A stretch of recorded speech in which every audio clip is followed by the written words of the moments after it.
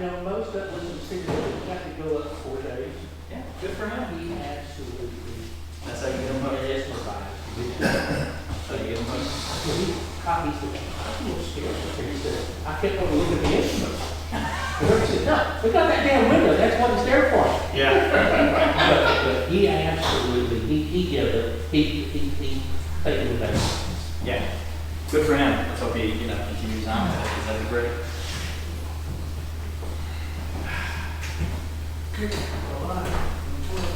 Hey. Yes. Yes, yeah, I remember. I saw that. Yeah, she wanted to be Lanita's the distributor of everything. Robert Sheep. Don't believe only that. No, we before. They did. The board sits here. The board did it. Yeah. It is. You don't mind when it's kind of.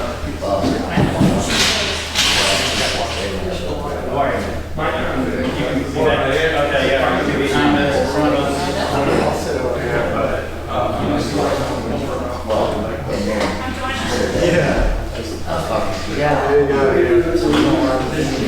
Sorry. Yeah, oh yeah. They said, well, they just want us to be.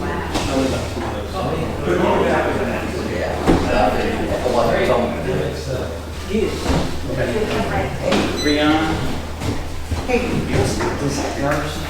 All right. And her, loop there. Just keep going. Small. Got one. Where's she going? Oh, she's retired. Oh, you? Completely? No, I'm still working.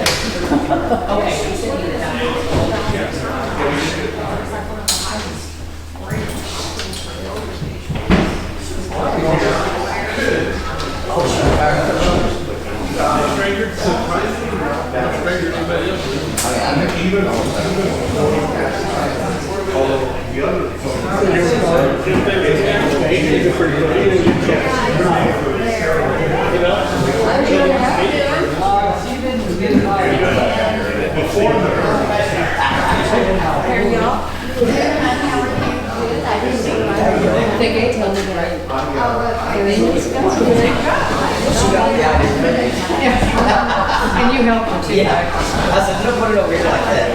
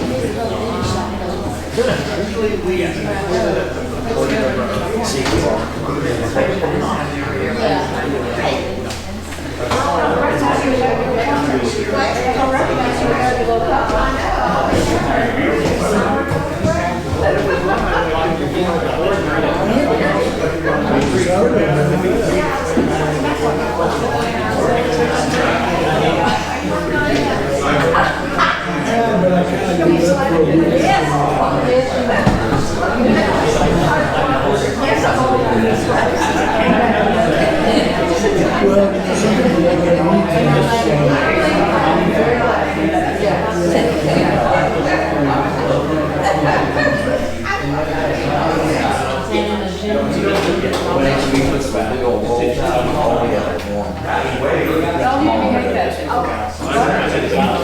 Butters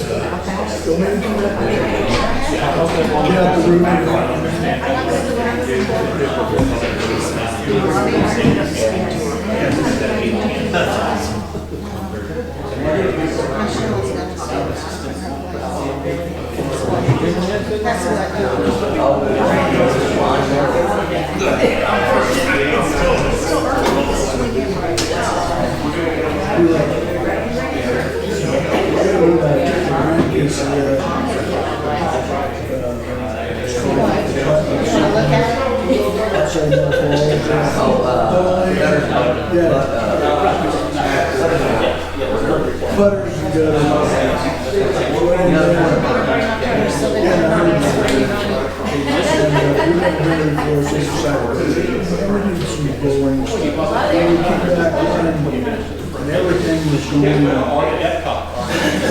through the bowling desk, I guess. Well, the guys came way back, and I didn't even really pay attention to it. So, I said, I took it kind of better. Shit, this is what's going to be.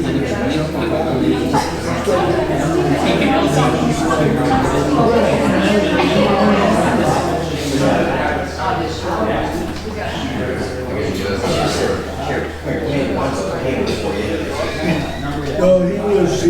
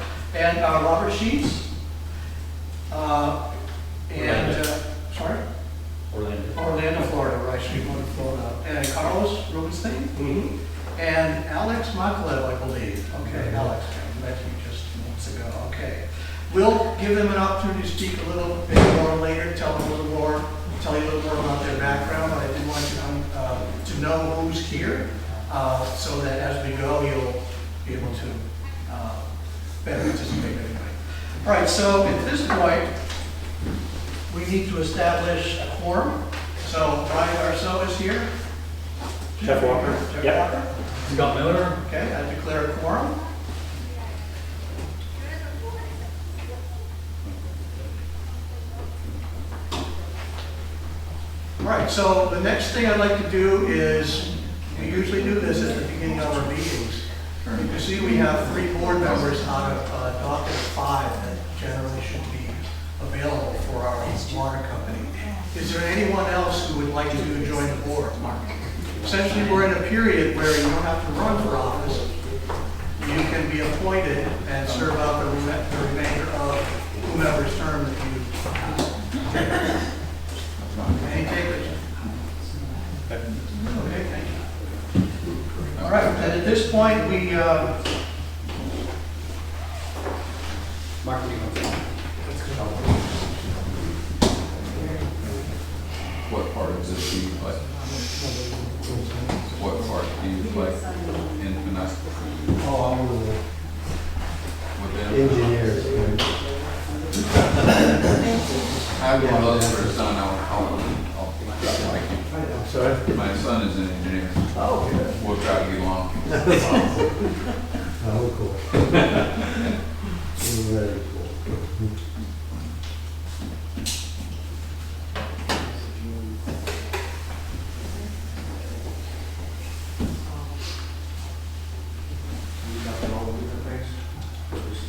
There's an opportunity to use any of them. I want you to sit back.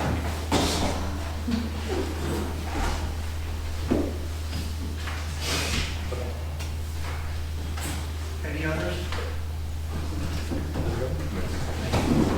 Right, so at this point, we are going to take up to 3 minutes for anyone who would like to speak to anything that is not on the agenda. And I'm going to go down through the list of people that have signed up for that.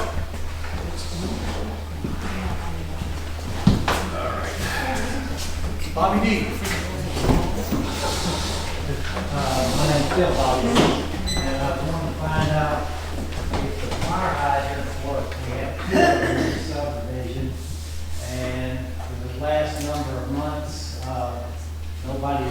it's always something we're working on, unless the answer is yes at all, and work in order. So, because I've been here a number of years, and I've seen 4 houses, maybe 5, burned to the ground, 8 condos burned to the ground, and those were fires.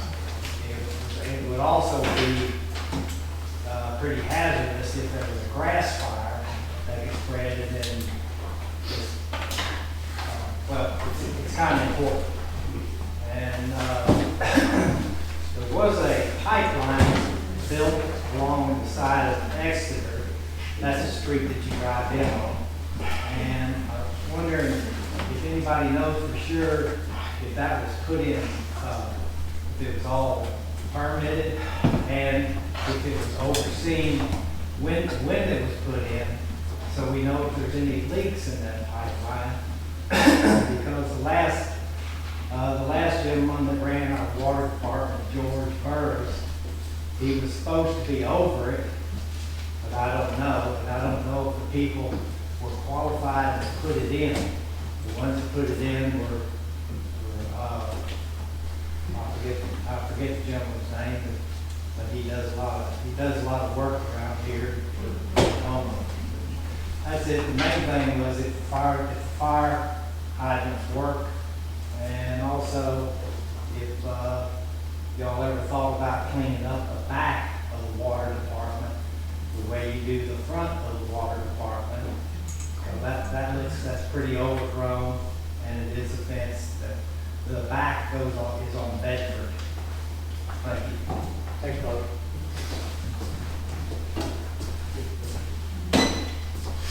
John Lowry, is it?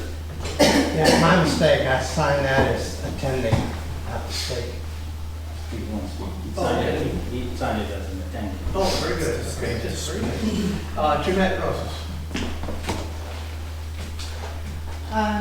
I'd just like to say that I think I speak for a lot of us here tonight, that we're extremely relieved that the PUC has finally heard us and has appointed a temporary manager to come in here and help us get out of this mess that we are in with the WSC. We are very pleased that you're here tonight to hear how a lot of us feel about the current situation with the past and the present board that has gotten us into. No one in this neighborhood is even remotely qualified to run a water company such as ours. We need someone that is completely unbiased to get this water corporation back on track and that is not here for personal monetary gain. We hope that you will use your complete authority that the PUC has given you to run this company as you see fit and to not be influenced by this present board. Thank you very much for being here.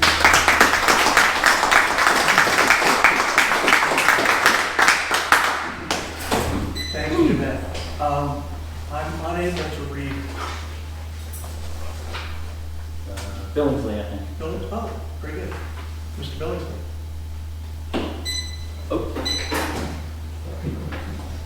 Well, I would just like to thank everybody that come. You're one of the largest crowds we've had. We've had a lot of meetings in the past. was little or no response.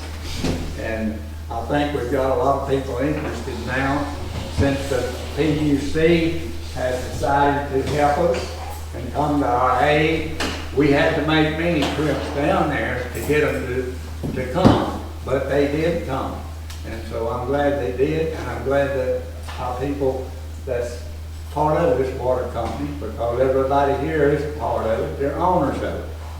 And so I'm just thankful for everybody to show up tonight, and thank you for coming.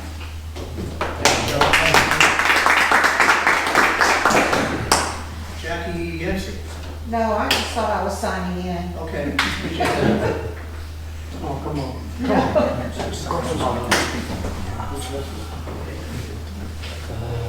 Bill Baker. Baker? Oh, I'll sign in, but I will follow up on, I'm a Billy's nephew, and I've been coming to these on and off, and, but something that concerns me is what you brought up, is it's interesting that there have been all these houses that have burned down, there's an extreme risk for wildfire in the area, but the pipeline was extended and a new water hydrant placed to a new subdivision, and all the people that live in the community, y'all are all paying higher fire insurance rates and have been paying for years and years and years. What, magically a pipe can be extended and a hydrant to a new development without taking care of the existing property owners? So not only have the houses burned down and the wildfire risk, y'all all been paying every month in higher fire insurance rates because they rate it per the area, per the risk, and the fact that there's no way for a pumper truck to hook up and put your fire out. Thank you. It's no fun, people, it's no fun. Thank you, Bill. Danny Funker. I wanted to thank y'all for coming. You probably don't know this, but there's a group of 10 to 12, 15 of us that have been going on the PUC for, I don't know, 2 years now. They've been help. Anyway, but I wanted to go over this. And I'm not quite sure y'all understand the depth of what's happening here, so I'm just going to read this. I came here to talk to the temporary managers, since this board doesn't really care about this. They purport to serve us, but they don't. Jeff Walker at the helm, under his leadership, the board has not only neglected critical infrastructure, as you now know, but also completely abandoned their fiduciary duties. And I believe all this is intentional. Jeff Walker campaigned on exactly the opposite of his current actions. He promised all of us he was going to turn this around and not do what the former board did. Nothing. First, they have failed to elect a president, secretary, treasurer. It was on the agenda, I don't know, a month ago, and never be heard of again. And by the way, I'd like to know who's handling the checkbook and who's writing the checks, because we've asked them and they sit up there and say they don't know. You know, for years, you have the treasurer do the treasury report every week. That doesn't happen anymore. Second, I wanted to talk about the minutes. For the past 20 months, they've managed to produce one set of minutes. The bylaws explicitly mandate written meeting minutes, which should be taken at each meeting by the secretary treasurer and approved at the next meeting.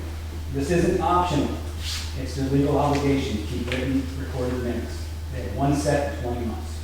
Then, I'd like to talk about Director Brian Garceau, as you can see his cameras here. He's earned the nickname the Marxist for his viewpoint discrimination meetings and his disdain for arts, free speech. We speak, he shuts us down. Unacceptable. He decided to set up his own YouTube channel to post meeting videos, all without a board vote or any oversight. He's the sole controller of the channel, and as expected, many of his videos, his camera craps out, so he says. I think he shuts it off. Anyway, I'll get to it. The last guy, Joe Jimenez, who did 4 years of this and got us really in the terrible financial condition we're in, he had a channel set up too. And when he left the board, everything went with him, gone. Then we had him on the website, the WSC website. Now when you look under it, it says this is gone. That's not how this works. Those are permanent records of the corporation.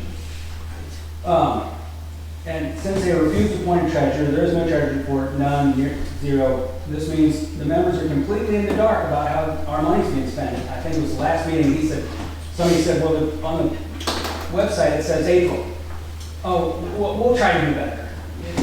4 or 5 months behind, that doesn't work. That doesn't work for anybody. And like I said, I believe this is all intentional. That's just my opinion. Jeff ran on transparency. We have nothing. Zilch. Transparency is an afterthought of it all. And then one thing that I wanted to bring up. Finish your thought, Danny? I get about time today. What they see, they're keen on is offloading our $1 million airport property. They have had it on the agenda 3 times, sell, we gotta sell. And all 3 times, all the contracts, everything to do with it magically disappeared. I don't use it. In fact, I got this right here, I brought it, copy for y'all, you might have seen it, and now they're getting the AG to fight to keep this information from us. They filed that on the 13th. They don't have money to fix anything, but they have money for the attorneys to do this to us. It is all kinds of wrong, and hence how we got it.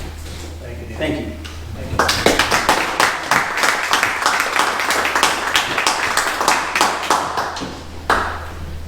This is a letter I received via snail mail from Jeff Walker. I had a professor at the University of Texas grade, a friend of mine. He gave it a 40 for grammar and punctuation.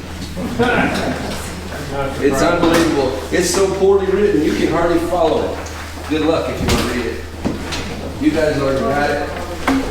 My mother asking for her refund for $1,800 something, sends you an email. And somehow I guess your secretary forwarded it to them. She didn't send it to them, she sent it to you. 0 response from y'all. Wow, I didn't send it to them, and then that generates this letter to me. This water coaching is not past $200,000 since February. They won't give you January, February's legal fees. They'll give you, since then, they're approaching $200,000. They're just trying to figure out money, in my opinion. But for whatever reason, it's unacceptable. Paying lawyers to do agendas and minutes. Where are the agendas when we got agendas? Where are the minutes? Unbelievable, unacceptable.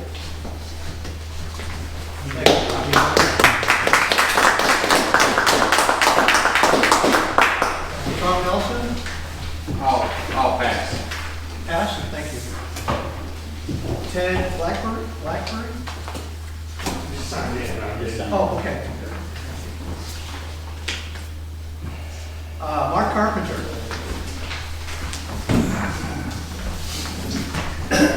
Well, those of you who've been here on a regular basis, I hate to put you through all this again, but I thought it'd be pertinent since the manager was appointed by the PUC directors here, commission.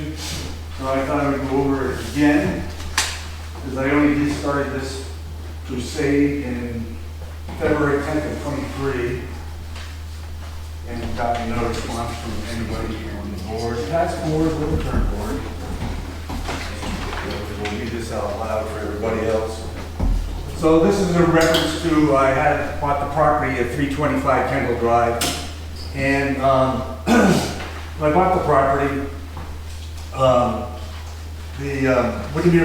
at the Windermere Oaks Water Supply Corporation Board meeting held on Friday, February 10, 2023, I addressed the board regarding the unjust charges related to the standby fee imposed on my property.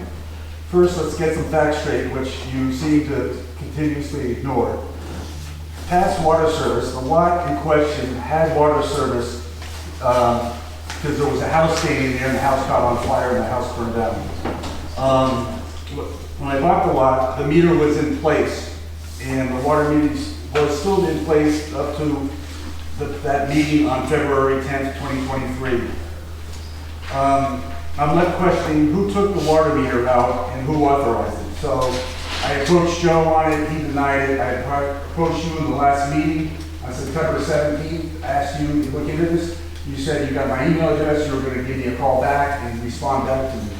Nothing ever happened, of course. About the tariffs, I guess I won't go into that, but I believe the tariffs are specified according to our tariff. The standby fee is defined as a monthly charge assessed on each lot within any subdivision in the corporation's lawful service area, where a real estate covenant, deed, restricted, or other agreement in the landowner's chain of title creates an obligation to pay monthly fees pending the initiation and actual water use and or sewer service. So let's be clear, this property already had intention and actual had water service and sewer service. It's not only limited to service, but also paid equity by buy-in fees and initiated references for the first time. This condition was already in place, and so I believe that my water meter was taken legally. It hasn't been replaced, it hasn't been reinstalled. I want to know when the board's going to do that. And my understanding is that you already spent some money on legal fees, taking advice on this, and obviously it's not on your agenda to talk about, so obviously you really don't care. Thank you.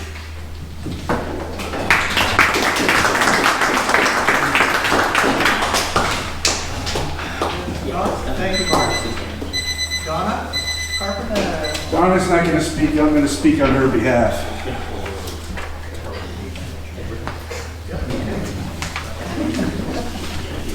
Thank you all very much. All right. He said, So No, we're no, going to no, no, we're not on Donna's behalf.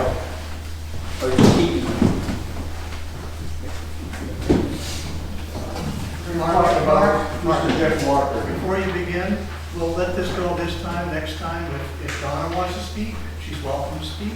there's the Marxist. Yeah, that's right. I knew you'd do it. How generous of Can't help you. it. We already You can't help it. You Control. can't help it. You can't help it. You can't help it. Oh, yeah, now you want to follow rules.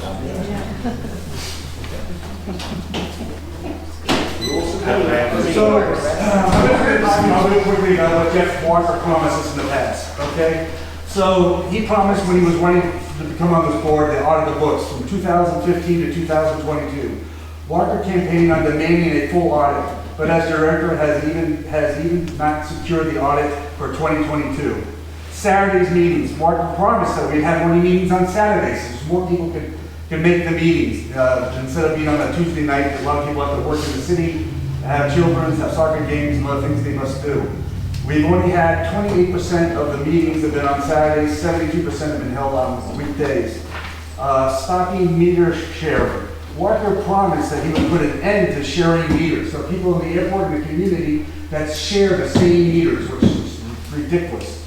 And he's done nothing about that. Transparency and accountability. Walker positioned himself as a voice of reason. He had promised transparency. Reality, under his watch, legal expenditures have cost out hundreds of thousands of dollars. Even Joe Gentleman would be even heavy of his spending ability. Destruction of public records occurred, including Jeff Walker's admitting to deleting records of text messages related to the IRS investigations. Fiscal responsibility. Walker pledged to control spending and ensure financial responsibility. Reality is the board has spent $1,600 on one meeting of general loan for the legal services to draw up the agenda. Wasteful spending has exceeded the legal bills $163,000. Retaining staff and stability. Promised improved leadership and organized stability. Reality, under Walker's relationship, the manager resigned in January 24. 2 accountants and 6 different directors also left the board.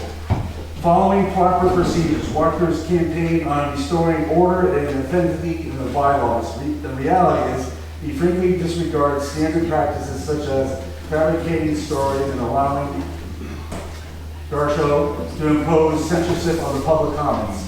Protecting water resources and infrastructure. Walker promised better management of water resources to reduce losses and safeguard the infrastructure. Realities, water losses have gone skyrocketing. We're losing roughly about 30% of our water to somewhere in the system. Duties and organizational leadership. Walker promised responsibilities, governance, and fulfillment board obligations. Reality is, Windermere Water Supply Company has no president, no secretary, no treasurer, no public information officer since March of 2024. No meeting minutes have been made available. No other current financials have been provided to the public, violating fiduciary responsibility and eroding our trust. I'd just like to ask 2 more questions to everybody that's here today.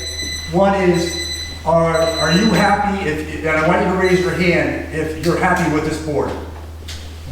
Okay, so nobody's happy with this board. And my second question is, did Jeffers get? You didn't even look. You didn't even look this way at this table. Yes. Okay, my second question is to you. Are any of you gonna vote for this board in the next election? Raise your hand. No. Yes. I'm not voting. Who are the people that are sitting up here? I'd like some introductions, please. They're the appointed. You were just like, You were like, It's a lead-in. Josie, we will get to that in a bit. It's on the agenda. Fifth on the agenda. I did introduce them at the start of the meeting. I'm trying to give them an opportunity. You see, I thought, good morning. All right, we have item number 5 now, which is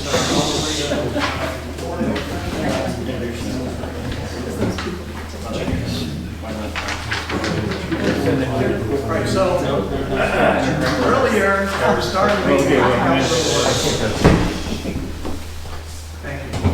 All right, so we have our guests here from Answer. I'm going to have them introduce themselves. Who would like to introduce the team? Yes. Thank you. Yes, Anita McCullough, I am from Answer Advisory, Senior Vice President. I'm sorry? Yes, Lanita McCauley Bates, Senior Vice President at Answer Advisory.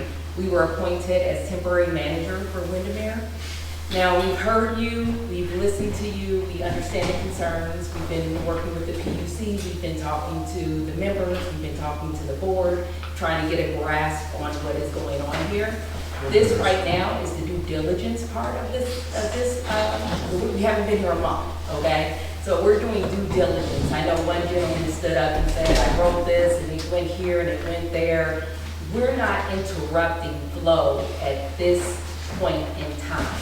We have to investigate flow and see how things are going, where the issues are, where the bones are buried, and things of that manner. So in order to get change, you have to look and see what is being done and where change is needed. Now again, my name is Lanita, and we have other members of our team here, and I'd like them to introduce themselves. Robert? Hi, I'm Robert Sheets. I'm with Answer. Born and raised here in Texas, but I do live in Florida now, so don't hold that too much against me. We're here, for lack of a better term, this is a shotgun marriage. We were not invited in. The PEC reached out to us because of our expertise and experience in helping troubled, fledgling systems. You're not fledgling, but you've got some problems. You've got some challenges. This was not a request. This was an order filed by the PUC. We're here with some very specific instructions by the PUC, some very specific expectations. That being said, I have spent my entire professional career. Some people would say I got all this gray hair from 4 children, but I got this gray hair from about 200 local government clients. We run systems all over the Southeast, ranging from 25,000 customers to a lift station in a cornfield behind Denny's restaurant serving 30 customers. And we probably got far more of those than we do the 20,000 customers. The expectations are always, I want clean water, I want it when I need it, I want it to be reasonable, and I want to know why things are not working the way they are. Basically, those are all the questions you ask. What we're going to make sure we do is we're going to make some tough decisions. I joke with everybody, at the end of the day, we're probably doing our job if everybody's unhappy with us. That means we're probably doing our job because we know we're going to have to do things different than we have. That may upset some people. Quite honestly, we're not here to worry about that. We're here to follow the PUC recommendations. We've got a lot of compliance issues. But mainly what we want to make sure we do is when we take back to the PUC a new rate tariff, it represents really what are the legitimate needs of this system. What does it need to operate? What does it need to maintain its lines, to maintain its fire lines? But more importantly, what does it need to make investments for future needs? What does it need for an R&R fund so in case lightning strikes a pump, there's money to replace that? What does it mean to have the dollars in place so you have extra back or an extra this? That's what we're here to do in addition to the compliance issues. And we know that customers want to know what's happening. You want transparency. You want to see what happened with the board table. You want to know why they took those. We haven't investigated your website or those things. We know that things have got to change. They've got to be different. We're going to be here for a long time. I think the agreement for the temporary manager is a year. 12 months. Yeah. The only person that can fire us is the PUC. That's the only person that can fire us. This board cannot fire us. So it means we have a certain amount of independence to do what we think is the right thing. Will we and the board probably always agree? No. For the things we do, will everybody in the community always agree? Probably not. But you're going to know why it is what it is, and are making those decisions. Carlos? Good afternoon, everyone. My name is Carlos Rubenstein. I was not born in Texas, but I got here when I was 10 years old. Like that bumper sticker, I got here as quickly as I could. I grew up in the Rio Grande Valley, and I've been in public service almost all my life. Some of you I met during the PUC hearing. I was the one that testified before the PUC commissioners on how we viewed the role of the temporary manager. That is informed by a couple of things that I've done in the past. I've served as city manager for the city of Brownsville. I understand the expectation of communities on, like Robert said, the delivery of service that's predictable, reliable, and the transparency that needs to come with it. More importantly, I served in various capacities at the TCEQ and at the Water Development Board. When critical to what concerns that you all have, when I served in the TCEQ, I ultimately served as commissioner. I was appointed by Governor Perry. The issues that the PUC regulates today, the appointment of temporary managers, rate setting, CCN issues, all those actually resided at the TCEQ when I was a commissioner. I appointed temporary managers, I along with the other two commissioners. I, along with the other two commissioners, issued emergency orders. We denied some rate elements because they were not just and reasonable. We did uphold some rates because they were just and reasonable. I have always told folks that the hardest decisions that we had to make when I was at the TCEQ were on rate disputes. I mean, and compare everything else that we have to do compared to the environment, that to me was a tough one because it goes back to what Robert said. The difference and the divergence of expectations are wide. I retired from the state having served as chairman of the Water Development Board. The Water Development Board is a state agency that does the projections and oversight as to how our water science and water resources are occurring. More importantly, the Water Development Board is also the entity that assesses the needs that communities and entities have for funding to support, in a compliant way, the upkeep, the maintenance of the system. I'm proud to be part of the Answer team. Look forward to working with you all here, and I've heard your concerns. I heard them that day at the PUC. But as you heard me say during that meeting as well, we need to hear from everybody. Because the path forward is going to be somewhere in what we are able to discern. The one thing I will reiterate, and it ties into what Robert said, we only work for the PUC. I was very clear with the PUC commissioners when they asked about the uniqueness of this situation and coming in where there's an existing board. It was very clear. In all of the efforts that I've had relative to temporary management appointment and receivership, you cannot do that well if you serve several masters. And we intend to find the path forward that puts the utility in a sustainable way. I promise you, I agree with Robert, there are things we're going to do that the board members are going to say, what the hell are they thinking? There are things that we're going to do that you're going to say the same thing. The one thing I do promise you is we believe 100% on transparency. If you can't explain it, then you shouldn't be doing it. That's all I have to say. Thank you. Thank you. Would you like to say something? Yeah, Alex, we got more. I'll be very, very brief here. My name is Alex Macklin. I live in Austin, so I'm not too far from here. I'm a managing director for Accenture. Accenture is the parent company for Answer. My job is really to support the team here, make sure they follow the specifics of the PUC, and obviously serve you and meet your needs. So that's the team here, and I'm here to support them. I just want to add one thing. We also serve as permanent manager for over 70 systems. With combined budgets of about $100 million. And each and every one has a contract operator under contract that we're responsible for overseeing and maintaining they do their job. Well, and I think it's important to also recognize that among those 70 entities that you serve, one of them happens to be the federal government and the Department of Defense. Yeah, we were fortunate enough about 9 years ago at the request of the Department of Defense, the Defense Logistics Agency, to compete for a project with a lot of very, very large firms. And we were successful winning that. Actually, it's a 50-year contract. Correct. To own and operate all the utility assets at McGill Air Force Base in Tampa, which is a location for Southern Command. That's where you see all these drone stuff happening in the Middle East. That's where the pilots are located.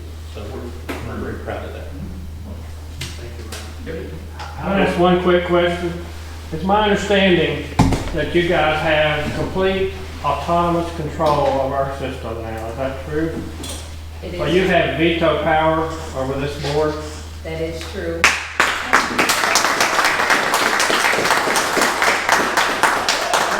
I want this to be part of prosperity. I want a record of this. So. I think there's another question. My name is Josie Fuller, and I'm one of the representatives for the rate case. And we worked long and hard to try and get this to where we're at now. Unfortunately, not wanting to be here, mind you, this is not where we wanted to be. What we want to do is, again, do the transparency thing. We have assets, and those assets can be used to upgrade our infrastructure or lower our rates, whatever you want to call it. These guys on the board, they're trying to sell a property, undisclosed buyer, undisclosed price, and we're at the mercy, or not mercy, I guess it is mercy, because they just do whatever they want to. So if you all are here to do the right thing, is all I'm asking, then first and foremost, it's to stop the sale so that we know where the money's going. We just spent $2 million on legal fees. These guys, another $163 million, or $163,000. So we're tired of the legal fees that they feel is appropriate. It's not. And that's where we have a problem. Those records with PUC, when you see them, the prior board is the people who actually put those in PUC.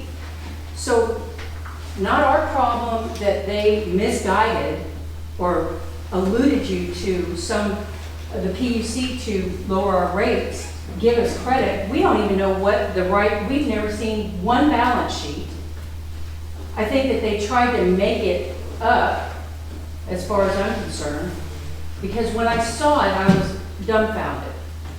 There was lots of things missing. So all I'm asking is transparency and to help us get to a point where we're not spending money on legal fees. Let me respond quickly. We will exceed whatever the requirements are. Because, for example, an appropriate tariff has got to be paid for a well-developed budget. Understood. For both operating and capital costs. We will have at least 2 public hearings on just a budget. And we'll put it on the website. And we'll do whatever we can to make sure you as a customer can understand it as much as you choose to want to understand. You'll understand why these numbers are what they are, why it's the capital investment, why we're saying set aside 10% of operating revenue for R&R. All these things we laid out in that budget. And then the rate structure we'll also look at. Does the rate structure need to be tweaked? We don't know that yet. But how do we structure such a way that we're paying for today and tomorrow over some period of time. So there'll be ample opportunity for this community to review and comment those numbers that go into the tariff. And then when we come to the rate approval process here itself, it'll also be done in a public meeting with the appropriate public hearing process for you to come and voice your opinion or concern. I want to know how you're going to figure out the assets. That's what's going to save us, our company. You're speaking about the land. Yes, I am. Okay, so we have a couple of members that came in a little later. All right. Marvin's one. Looks like he wants to speak. Josie has just spoken. I'm going to add Josie's name and Marvin's name because I'm a Marxist and I like to do things in order. And the gentleman in the back. Here's Mark. Mark McDonald. Did you sign in? No. He's the good Mark. Sometimes. All right, so I'm going to add that to the rotation. And what I'd like to do right now, just a second, Mark, I'm sure you trumpet a bit. So before we talk about each one of these items on the agenda, we open the floor so that people can talk to that item, right? Now, only one person really signed up in that manner. But going forward, when you sign in, the idea is to check the box if you want to talk about general items not on the agenda. And then if you want to talk about something on the agenda, you tell us what that is. Otherwise, the alternative is I have to ask every person what do they want to talk about. Not very efficient. Marxist. All right, so let's go from the top. Marvin, sorry, we'll get you at the end, though, that's okay? I suggest that when people walk in, you just sit up there and ask them so it's clear. It was right there, I'm so sorry. There's so much stuff to I know, but transparency and clarity. Would you like to speak on these items, or would you like to speak generally? Thank you. Thank you very much. And I just worked to accommodate folks. We appreciate that. No, but We'll leave another one, okay? Okay, so it's item number 5, operations. Before we talk about that, is there anyone, let's see, let me just go down through the list. Bobby, would you like to speak to this? No, I wrote down what I wanted to speak about. Thank you very much. Appreciate And how long is your contract with Mumbling then? What, a year? 12 months. 12 months. A year. 1 year. 12 years, okay. And John Lowry, did you mention that you were just signing in? Correct. Thank you. Jeanette? Yeah, I've already spoken, thank you. Okay. Bill Billingsley? No, I don't have anything else to add. Okay, thank you. Bill? I'm good, thank you. Okay. Jackie, no, she's no. Danny Flunker? I can't wait to hear what they have to say. Bruce?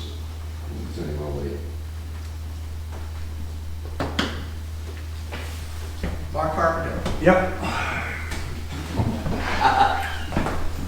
So, operations. Just so you're all aware that operations, this community's been in the dark about everything. This board and previous board have not discussed things with us, allow us to vote on things, do things behind closed doors. Our infrastructure is very old, and it needs a lot of work, obviously. The asset is the land that will help protect us.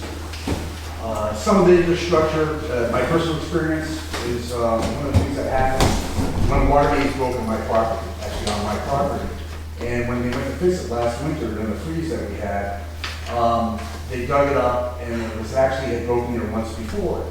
And what a lot of the infrastructure in our community is actually conduit pipe, electrical conduit pipe is what the mains are. It's not even right scheduled piping to be used for water, potable water. I think that that time they ran around almost the whole community and had to shut off every valve in the community to try to shut the water off where the break was on my property. Most of the water valves don't even work, and they aren't even labeled what part of the sections they work. We paid, I think last year or the year before, to have a study where all our piping is and all that. and we never got the report from the board. We spent money on it, I don't know how much it was, but maybe $3,500 to $7,500, we never got any money. So there's been no accountability on the operations of our water company to the community. These people and myself have been in the black, in the dark. Both the previous board and this board do not consider us equal to them, even though we all buy in and we all own part of the water company. But we're not treated that way. We're treated terribly. And I'm glad that you're here and you need to recognize and you need to talk to some people one-on-one in our community so you can get the other side of the story. Thank you. Thank you, Mark.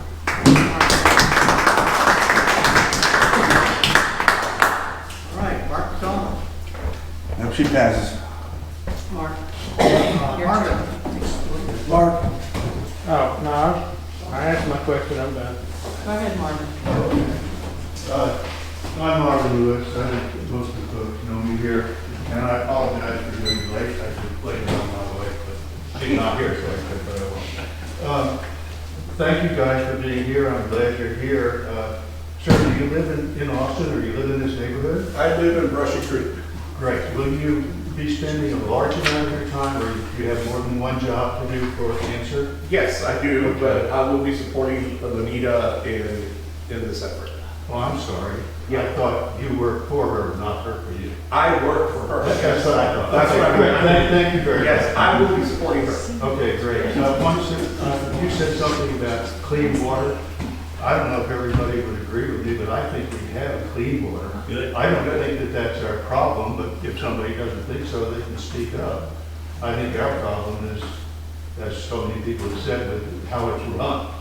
And I'm very glad to see that you have that experience, and I'm glad that both of you will spend a lot of time with us. But I would think as far as operations, they're pretty consistent from year to year to year. You can look at history, what the costs have been, you can look at the budget, and that's not the problem I don't think that we have here. I think you've heard about the problems that all these folks have, including me. And I was on board for 4 years, a long time ago, but things were simpler there than they are now, that's for sure. You're going to hear about audits of a fiscal year that's now 2 years in the past. Don't ask me why. You're going to hear about an operations audit. I don't even know what that means, but I'm sure that you guys will be on that. But, you know, those are some things that you ought to consider. If you have you talked with Corex already? You should talk with Corex. They were the previous operating folks. You ought to talk with them. Have you talked with George Burris? Do you know the name? Have you talked with George? Okay. I hired George. I think he's in Burris. Some people don't think George did a good job. I think that he did. You ought to talk to him and find out what he did, what his thoughts are. He's in the Windermere Section program in Mexico. I said maybe obvious, maybe yeah. He's in Belize. But He moved to Belize. he moved to Belize. Well, good for him. I'm glad he's away from you, sir. Thank you.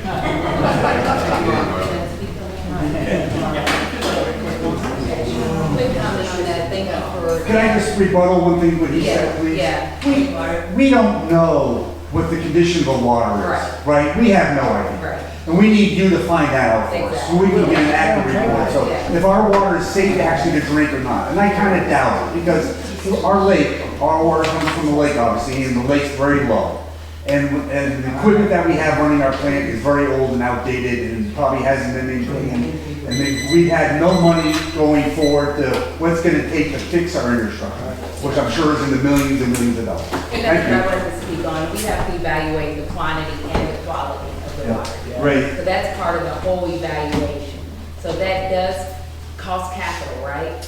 We don't know what that is at this time, but we have to look at that. But we appreciate your comment. Thank you. Thank you. That's the end of the list. Your report, sir. Okay. May I ask just one question? No. Doesn't that water have to be tested on a regular basis to determine that it's drinkable? The TCQ, if I could, the TCQ is a state agency that permits operation of public water supply systems, wastewater systems. They issue permits or authorizations for the entities that exist. They do have national standards that need to be followed, and that's how compliance is measured. And it's part of our assessment that we will go through. I have a question, if I may. I'm sorry, Tom.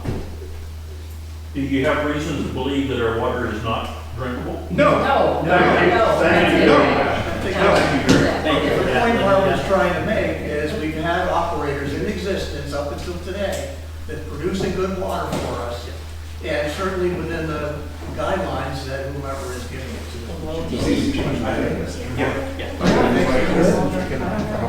us. Tom, quickly. This is to the PUC funds. Above and beyond operations, will you delve into the potential nefarious asset and financial mishandlings? Or are you here to assess what it'll take to move forward and how much it will cost us as ratepayers to get there? I understand the question. Our goal here is to put things in place so going forward, we're complying with every rule and regulation. We're not here on a witch hunt. What about the PUC? No. I'm sorry? They're gonna talk about that. It's a part of the compliance stuff. Yeah, there is a huge list from the PUC on various compliance issues. They expect us to address those issues, working with you to satisfy the PUC's requirements. And each one has a time frame. The audit, the annual meeting, proper elections, only selling to customers, not non-members. All those things it's a long list. We've got to spend our time making sure you come into compliance with those things. I'm not here to see if somebody ran off with a bucket full of money last year. That's not our charge. Our charge is to make sure nobody runs off with that bucket of money tomorrow, going forward. I hope I answered your question, but if we see something wrong, we have to fix it. From here forward, there will be no historical investigation or consideration for things done in the You might past. find us a little more cautious because, like I mentioned this, anytime we do something that's radical, I want to make sure it's right. I also want to make sure it's smart, because there can always be big differences between what's right and what's smart. It's a real waste of your time and our time to come to you with half-cooked or incomplete ideas. We want to make them come to you with complete ideas, and if we can't stand the onslaught of questions, then we've got a bad idea. We've got a bad conclusion. In closing, are you here to protect the current assets that the association has now? Yes. Yes. Absolutely. Good. That's the PUC mandate. The PUC has declared this system has been abandoned.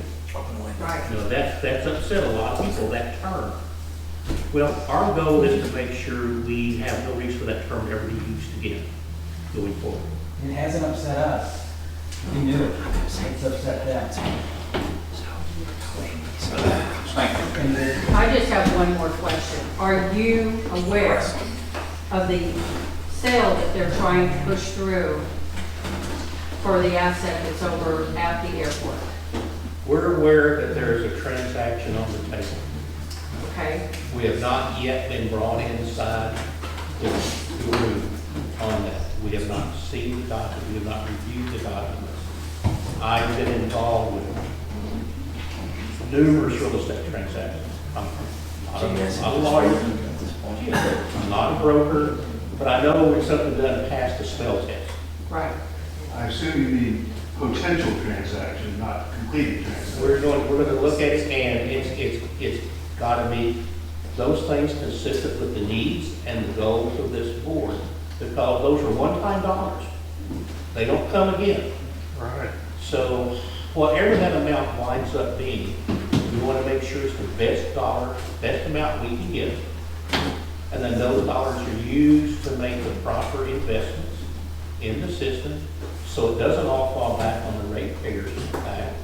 And hopefully also to set aside a sufficient number of reserves, so if lightning does strike a bump, it can be fixed without going back in for a tariff increase. Shouldn't a transaction like that be brought to the public and maybe go to auction or people know and not be done without the members knowing, because there's history of other transactions, which when you, I heard the comment you said you're gonna, I believe it was, had to discover the bones, I think, is what your term was. So there's a lot there to dig up in the past, and what you're hearing from these people is the frustration of the past, not only from the current people sitting up here, but people who have sit up here in the past, and people that are long gone that possibly did abscond with the buckets of money which you just said you're not going to look at. So for any of you here who think that these people are going to dig into the past, I'm not hearing that's going to happen. We have to conduct the level of due diligence that satisfies the PUC, satisfies our professional ethics, and satisfies the community. There's nothing that will be done here that I'm aware of that has to be done outside of the sunshine. Correct. Hence, the reason I gave you that letter that they just filed with the Attorney General, trying to keep every aspect of it hidden from us. Well, we've not looked at that. Okay. There could, if there's particular proprietary information that is exempted, we'll look at that. We had I don't mean to interrupt you, but we had a real estate committee, and they just fired and then hired Jeff's friend to take over the transaction. And even their attorney said they should get an appraisal, and they didn't get an appraisal. So we're gonna look at all that. Okay, all right. There's just some basic questions you gotta ask. You gotta have answers to. And the $2 million that they spent in legal fees was on the other piece of the same property, and the director was found to have conspired against the company and breach of fiduciary duties. And they spent all our money protecting that person. A jury in Perth County. What we don't wanna have now is whatever the price is for the sale of those assets, or all those assets all have to be used to pay off lawyers and taxes. Wouldn't that be a shame? Yeah. That's not gonna happen under our watch, okay? Thank you. Thank you.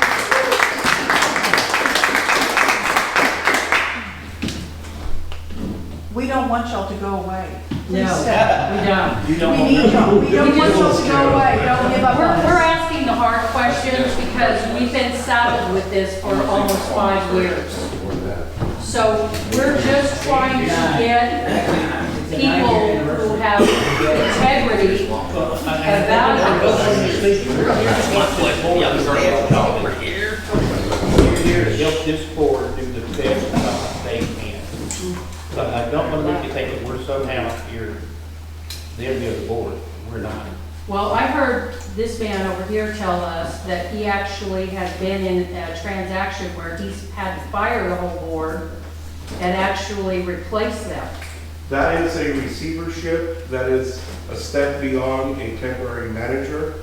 You did hear correctly. It was the La Jolla Water Supply Corporation. It was my case in the Rio Grande Valley. That went to receivership. Right. That is way above where we are right now. Okay? What if this takes longer than a year? What was that? I didn't hear. Y'all said you're only here for a year. What if it takes longer than a year? They can extend our contract. They can extend it. They can extend it. Y'all buy houses, so you got a lot to do. Yeah, that's the truth. And we also encourage folks, if you want to join the board, to join the board. Yeah, we're gonna That is- We don't want to sit up there. We're gonna test you. Can I speak to that? All right, you guys know, perhaps know already, but directors have been sued, and they've been sued more than once. And there are many people, and trust me, I'm one of them, who will not go on the board for fear of people out here filing personal suits against them. And if you guys are there and can give people confidence that they can serve on the board without getting their lives put at risk, then I think there are people here who would like to do that. We have no DNO. We hope we We have no can. The DNO. lady just said we have no D&O insurance right now. I don't know. Imagine that. I don't know if that's true or not, but. You're not on it. I can't believe that. I can. I'm being silly. All right, so, thanks, we're gonna try and get control of this meeting. So, right now, we're gonna hear Jeff's operation report. Okay, this, Marvin, every time that we have a meeting, I get the operation report the night before. These group over here had a meeting with them this afternoon. Their first meeting, I think, Robert and Anita? Yes. The first meeting with the team at AWR. They went through basically what's on this, which I will publish on the website. By the way, all the operation reports are on the website. All the financials are on the website. People need to go there and look at all of them. Balance sheets, general ledgers, and so on. I just conferred that with Brian. They've been up there for a while. We do have some challenges getting them published on there. Numerous emails get sent, but we're trying to work through those issues. What's really heartbreaking in this operation report is AWR gave us a termination notice. They'll be leaving our water system in 60 days.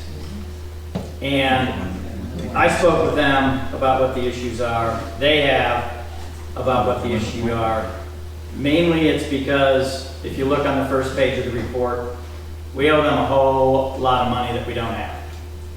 We just don't have, we're just not generating the water sales that we anticipated with the rate order. And it is, you guys can, lawyers aren't spending it, but, so they had a meeting with them this afternoon. I will publish this on the website. This is their summary of what they found out about working with us. I don't know if Robert wants to share his feelings about or his comments about the meeting with them today. I will leave that to him. If he does it, I will, but I'm not going to go any further. I don't know if we want to go any further on that. I'm personally happy to share this. We met with Tammy Target and the gentleman from Hal Landon, and then William. Yes. Very, very nice people. But they simply said that the environment here was too hostile for them, and they needed to make sure they could get paid on a regular basis. Those two were the main items they said forced them to this decision of providing the water supply department with their 60-day notice. And we talked about that. We said, if you give us a week and come back and see if things have changed. And they said, well, we won't withdraw our notice, but if there's something that happens in a week, we might reconsider. But I don't think so. They just got bought by a different company that doesn't have that history with you. They see this more in a true dollar and cents way. And I'm not speaking, this is my own opinion, right there. We've already talked to a couple of firms, other contract operations firms that we work with. We know, have got a tremendous amount of experience with small systems. They're located in Texas, so probably within 2 days, we'll be talking to them. And I think I know the one we're going to lean on to have them start working with AWR to get the information, the systems, understanding they need to take over it in that 60-day time frame. So this report will be published on the website, but that was the big highlight from it. They had a lot of good people in their organization, and several of them have been with us for almost 20 years. There's another gentleman who's been with it for 10 years, so they bring in tremendous knowledge about that. In regards to the operation audit, because of this coming out, they were going to give a little bit of feedback on an operation audit, but I think that's one of the tasks that we have on, I'm gonna put it, Carlos, on your plate, is to do an operation audit, and that is a full audit of what all of our systems are. Complete inventory, going to Josie's point about assets. What do we have in the plant? What do we physically have? Where are all of our pipes in the ground? Where are they? Yeah, we have maps that are old and nobody spent the time to update them and so on. We know what the physical plant looks like. We know the components of it. What does it need? How do we sustain 1 year, 3 year, and 5 year? That's what the intent of the original operational audit that was brought forth in the summer of, I think it was 2023 as a matter of fact. And they're not cheap to do. They are costly. They're roughly, AWR quoted it at $30,000, and That was almost a year ago. So it's gonna cost money to get that operational audit done, and Carlos can attest to that.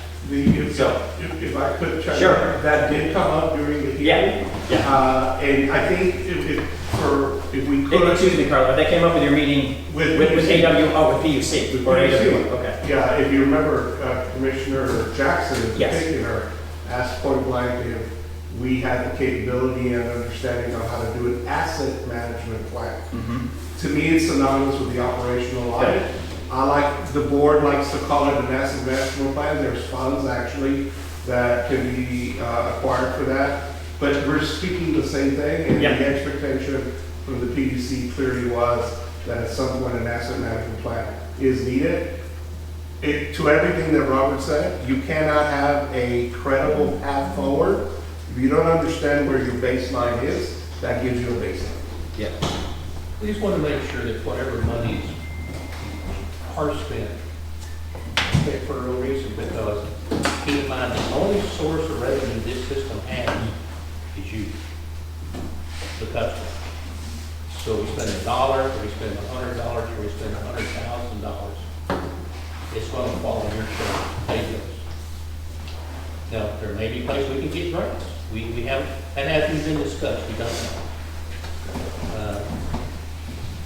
But these are all things, we have talked to everybody that supports the Water Supply Corporation, with the exception of the auditors. We have not yet been able to get a call set up with them. We're going to be talking to them this week. They both do the monthly bookkeeping report, and they're also the ones working on the annual audit for the system. So we have not talked with them yet. Robert, but you have talked to our billing people, right? Oh, Lori? Yeah. Yes, we talked to Lori. Yeah. Trove of information. Very, very helpful. I just want to remind you that that asset that they're trying to sell is worth over $1 million. So you have money to play You with. talking about the airport property? Yes. Understood. Really? Understood. And you can't do an asset management plan without knowing the assets. So that's one of the things that we have to provide is a list of assets. Currently, we're kind of starting at ground zero right now. We're attempting to find some additional information in this next 45-day period. We're talking about things as simple as how was that water treatment plant out? Understood. What you said. In other words, a fixed asset list. I understand the fixed assets, but I do understand the fixed asset. I just want to make sure that we get the value of the property so that we aren't held, because see, at the end of the day, we're the ones who pay for their mishaps, for their issues, for their legal spending. That's where we're at. That's why we're so upset, because they just do whatever they want to, like sell this asset before you guys even join up. And we're trying to find out who, what, or where. We had a proposal from Jeff and this board that said, well, they brought 3 options over. Now get this, they brought 3 options over this buyer.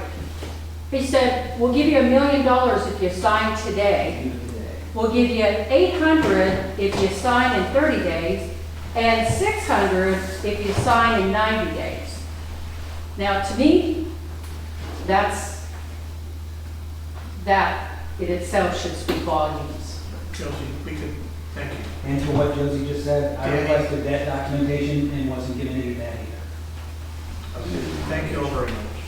We're moving on to number 6 now, petition to PUC requesting to pause refunds and surcharges ordered in docket number 56272 50788. So, again, we'll go through the list and see if anybody would like to speak to this. Bobby D.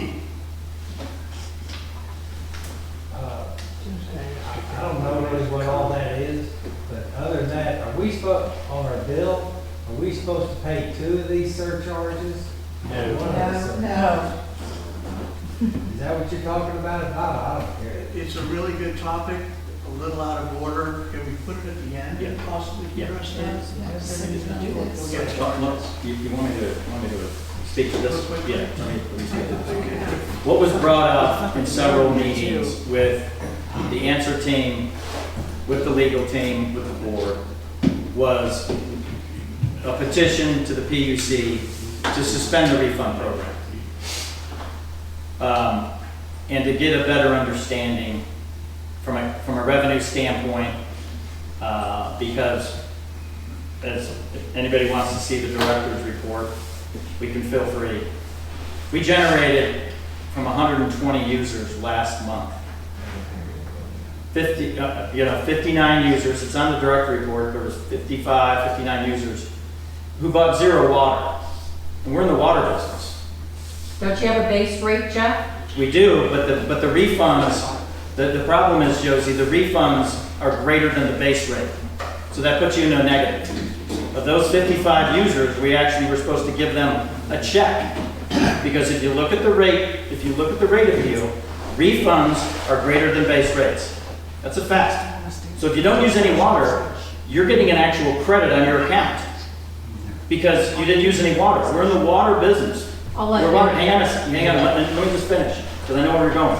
So that was 59 users. The next users of category, which I've spoken about this since the first of this year, because of the rate structure that they did. People that are under around 800 to 900 gallons of water, as you've seen my bill, are in my bill.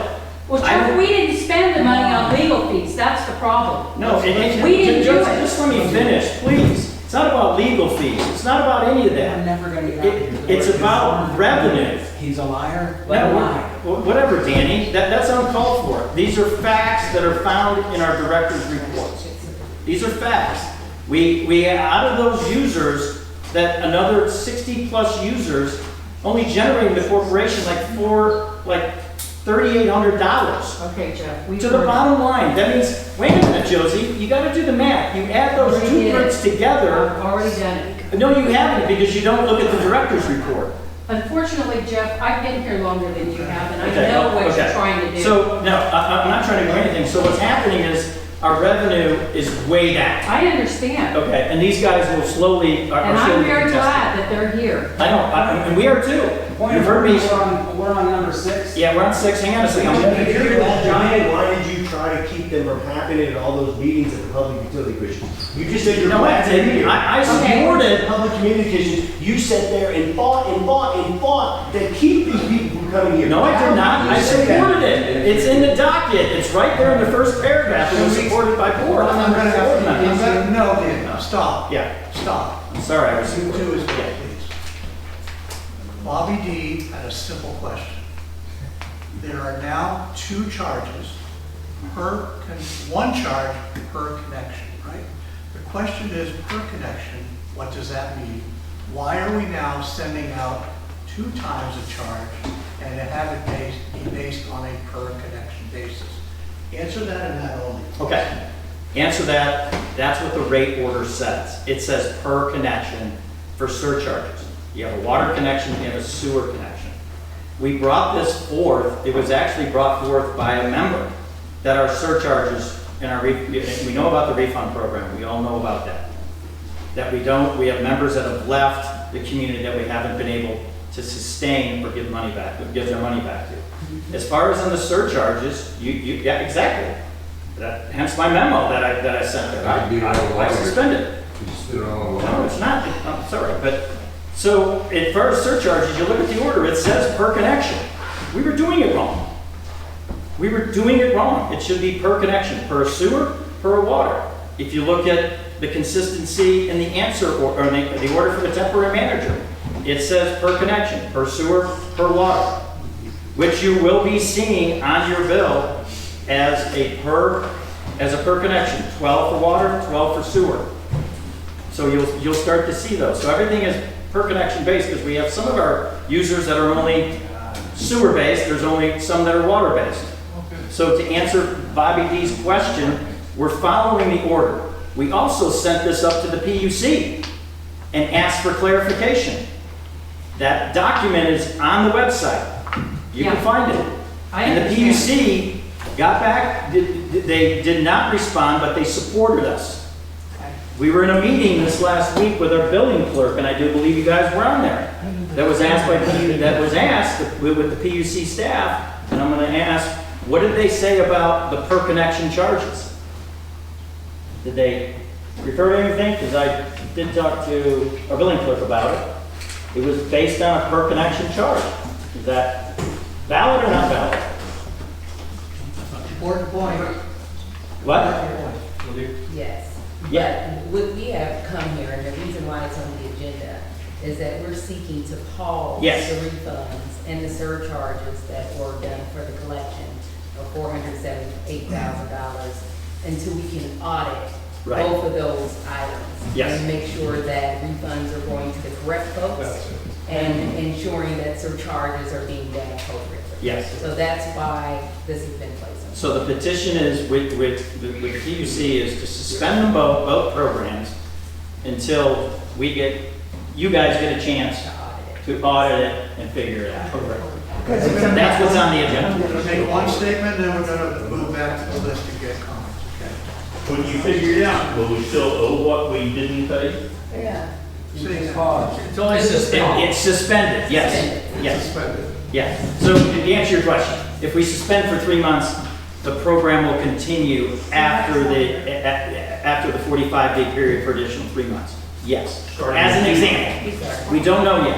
We don't know when we're going to start this. This was just brought up midweek. I think late last week. I was shocked. I was like, oh my God, they want to suspend the refund program. Wow. Yay. Because we can get, we need money in our coffers, and the refunds, like I said, are greater than our base rates. If I could, Please. to your question, sir, when it restarts, the whole purpose is to step back and make sure that it's being done compliant. Yep. We're not here to pick sides today. I cannot tell him that the way it's been done was 100% correct or not. None of us can. We want time to assess it, right? When it restarts, it may be different than what you were paying now or the credit you were getting. We will explain why at that time. We don't have that answer today. Because we started at zero then? I don't know where it's gonna start. There's been refunds that have been gone on for quite some time. There's been surcharges that have been collected. We need to assess, was a refund appropriate? Was a surcharge appropriate? I don't know whether that'll put us at zero. Okay. If I told you right now, I'd be lying to you, and I don't do that. Okay. This was a joint effort, by the way, by their group and PUC. Everybody recognized it. The PUC recognized to say, well, we got to get a handle on this because there's some things, and they brought up the surcharge issue because we've been bringing it up. You guys have been bringing it up. Members, we've got input from members, Yes. PUC, All over the place. they're all over the place. I trust that y'all will treat it. Yeah. Which is one time. So to be non-transparent, we put it on the agenda to say, this is a petition that is going to be moving forward to the PUC, and it's going to come pretty quickly. Yes. So, in the none of transparency, that's why we're talking about it today. Was I supposed to pay it or not? What? Was I supposed to pay it or not? We'll do true ups. I mean, we do true ups in our billing. It'll be Yes, no, I okay. don't care. It'll be okay. Yes, Bobby. I know. Yes. All right. Yeah. Thank you. Okay, well, I So pay it. now, I'm gonna make just a quick statement, and we're going to go back to the top. The PUC put us in a tight place, financially speaking, okay? This sounds like an opportunity to level set, possibly put us on a better footing. That's all I want to say. All right, so let's see. Again, I'll mention what the topic is. Petition to PUC requesting to pause refunds and surcharges ordered in docket number 56272, 50788. Jeanette? No. Bill Billings? Do I have any comment? Yes, sir. Any comment on that? Yes. Well, one comment I would like to make to our gentleman over here. If you find any improprieties in your investigation, and you find where legal counsel must be called, and offenses should be charged, is it possible that it could be taken out of Barnett County? Because we can't get a conviction in Barnett County, even if we get a verdict, even if we get a jury verdict of guilty. that's why we're in this mess right now. I appreciate your question. I am not an attorney. That is We have a one right there. it is outside of our role as a temporary manager. Now, I'll tell you, we will be looking at all the operations, and we will be taking appropriate action. What happens in a different setting, in a different venue, in my mind, in my opinion, that's beyond our scope. Do you agree with me? Yeah, I agree. Yeah. Sento? Yeah. Thank you, sir. All right. Bill? I'm good, thank you. Okay, thank you. Daniel Funker? I trust that they'll figure it out. Bruce Organ? Can I take Rich's time? I have a quick question before I have to leave. This is directed towards Lanita. Lanita, is that correct? That's correct. I'm sorry to whip a dead horse with you all. I'm not sharp stick in here. Is it in your purview to recommend legal action when you find failure of fiduciary duty and or theft by deception for personal gain and potentially criminal and civil violations while y'all are doing what you do over the next year? You guaranteed you're gonna find both. Is there anything that y'all can do about it, or are y'all just concerned about getting us clean water so we can take a shower? We have an obligation to do complete due diligence of what's been going on right now, and we're gonna report to the PUC on what we find. What happens outside that purview when we report back to the PUC will happen. Uncertain what that would be. Do you or they, meaning PUC, have the ability to grab someone that has done something illegal, that has cost us all money? Yet it's a yes or no? I do not know. No, we do not. You do not, but this PUC, it's a two-party question. Correct. So you are fact finders ultimately, fact finders and trying to say, from all your experience with all water corporations that you have overseen, you're gonna dig into everything that you can find, current board, past board, whatever other members may want to provide you, because the farther you dig back, the better you'll understand the whole picture of what's going on here. And you're gonna take all that information, you're gonna come to the people and go, hey, sorry, bunch of crap happened in the past, you're out all this money, but if we don't spend money now, which is what it sounds like, you're not gonna have water because your system's crap and it's falling apart, and you're gonna have to spend this money. And I'm sorry, I don't live in your community, I live in Austin. I'm here because my uncle, you've heard me say that over the years, because I've been here since at least 8 years when the first land theft happened. And, you know, the way I see it is y'all are all gonna get stuck paying with the past sins of the past, you know. So, that's so they're fact finders, they're gonna report, maybe or maybe not the PUC can do something, because they actually have, as my attorney told me, you don't when you get someone to do anything with a court order, and then have a sheriff show up and gun and they can do it. Who within the PUC can answer that question? We've been speaking with Merrick Lander. Okay, thank you. Yeah. Thank you. Okay, Danny? I have all the faith in the world that these people are gonna do what's right, and that's all. Thank you. Bruce? They're gonna fix it. Thank you. Mark Carpenter? Pass, I'm all set. Mark McDonald? Marvin? Joseph? No disrespect. No, thank you for coming. Thank you, Tom. No, I'm good. Okay, thank you. All I right. just want to do a follow-up. Does anybody have a problem with that petition? Suspending refunds, suspending usury. Now he cares what we think. Okay. I've always. That's our reason. Because they don't talk to us when y'all are here. Yeah. As long as they're overseeing it, no.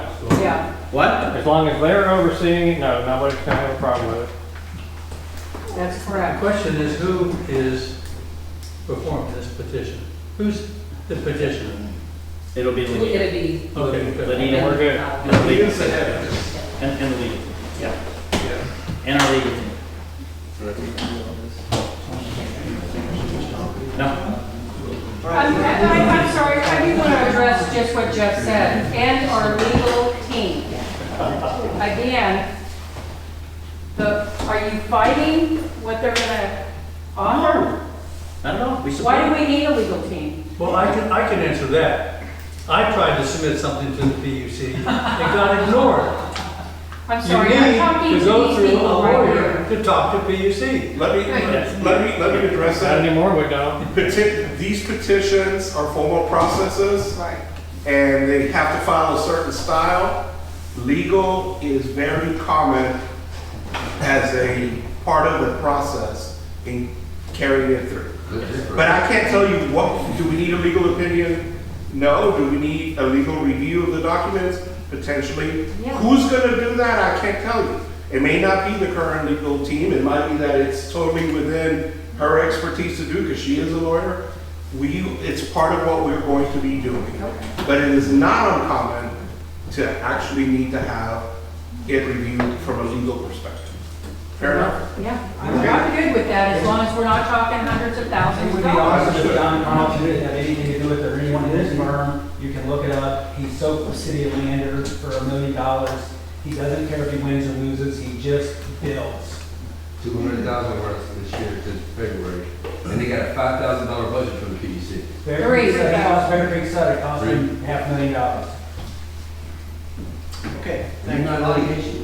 We're on to the next topic. PUC docket 57065, list of responsibilities and liability of temporary manager and indemnification for actions taken under order appointing temporary manager. So, let's go through the list. Bobby D. All I want to know is if it's fire, if the water items work. Can I suggest something? Go ahead. Maybe, just a suggestion. If there is a possibility of just explaining what we need, like. Exactly. Let Lenita speak first. Got it. Because it may answer a lot of questions. It may Perfect. just expedite things. Yes. Or it may actually spur you to ask a different question. So if we could just reverse it.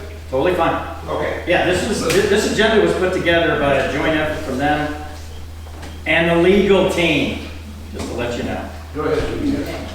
In compliance with the PUC, we were to submit a list of responsibilities that was going to be handled by Answer Advisory and a list of responsibilities that were going to be handled by the board. This was in consultation with the board, but ultimately it was our determination decision after meeting with members of the board on what we believed our responsibilities would be and what we believed theirs would be. So I submitted that last week on what the responsibilities would be. I can go over briefly what was submitted in that regard. In the Answer camp, what we're responsible for is all financial oversight and responsibilities of the entity, collection of revenue, disbursement of funds, rate-making authority, debt issuance, and decisions on refunds and surcharges. Also oversight of all operations, final approval of impacts to the system, and for the members, including them not limited to contracting authority. So if we wanted to contract differently, that would be under our authority. Provide direction to all entities contracted by Windermere. That includes the legal team, that includes AWR, that includes the accountant, so on and so forth. Provide that oversight. Provide direction to what the entities, oversight of the capital and repair and replacement facilities. Again, this is going to be a process. We have to know what the assets are first, and then we can get an evaluation of what sort of repair, replacement, and capital improvements would be required. Any and all actions required to ensure continuous and adequate utility services. So that is in our hand. In regards to what is the responsibilities of the board, we asserted assistance with outstanding compliance issues. There are a number of compliance issues. There are tax issues, things of that manner. So they will provide information, documentation needed to assist with non-compliance. Also establishing policy standards of the board as recommended by us as temporary manager, and ensure compliance and adoption of guidelines as it relates to the board members, including ensuring transparency and things of that manner. Assist in planning and scheduling of board meetings and posting of agendas. Attend board meetings. Direct the contracting entities, including the financial, legal, and operations, to cooperate with Answer Advisory in what we're trying to do in regards to being temporary manager. Assist with historical operations and capital information. So that is what we provided in file last week. Thank you. And there's a public comment. It's on the exchange. Correct. Everybody wants to see it. Yeah. So hopefully with that as a background, it might speed up the question and answer. So that is, if I could make a quick comment, the same list of issues that we have had as a board.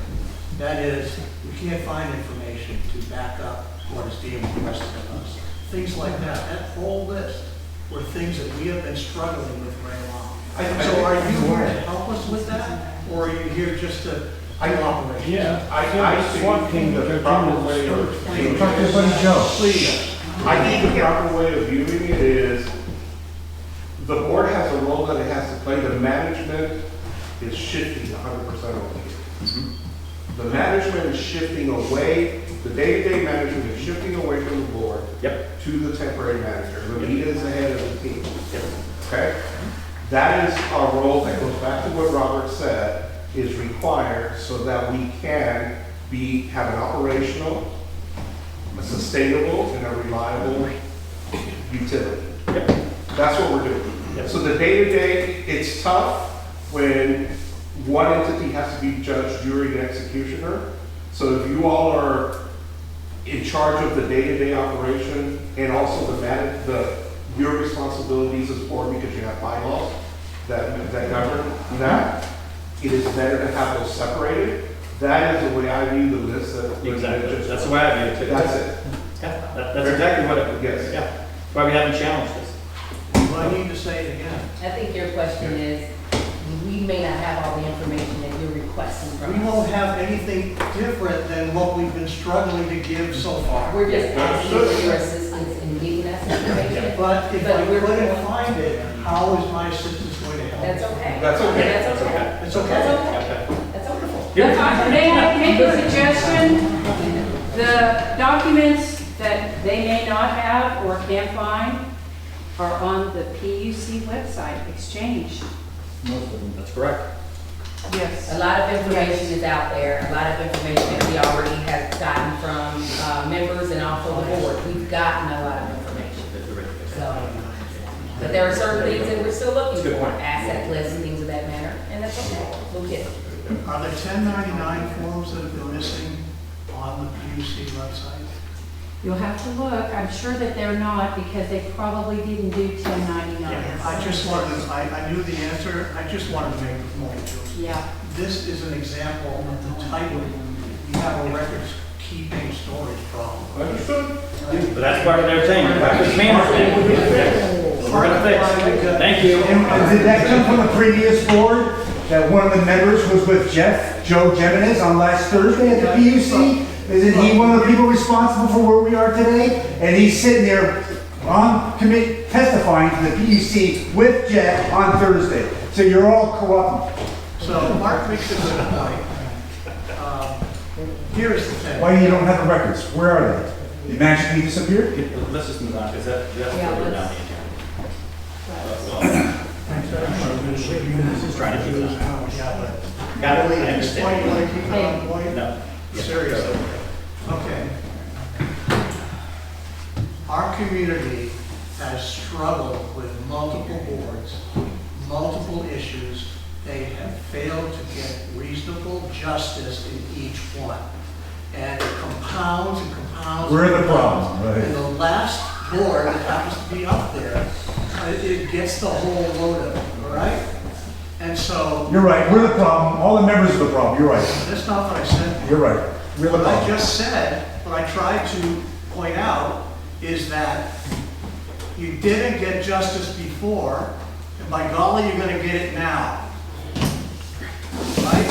So whatever we may or may have done, not have done, you're going back in time and expecting us to fix it.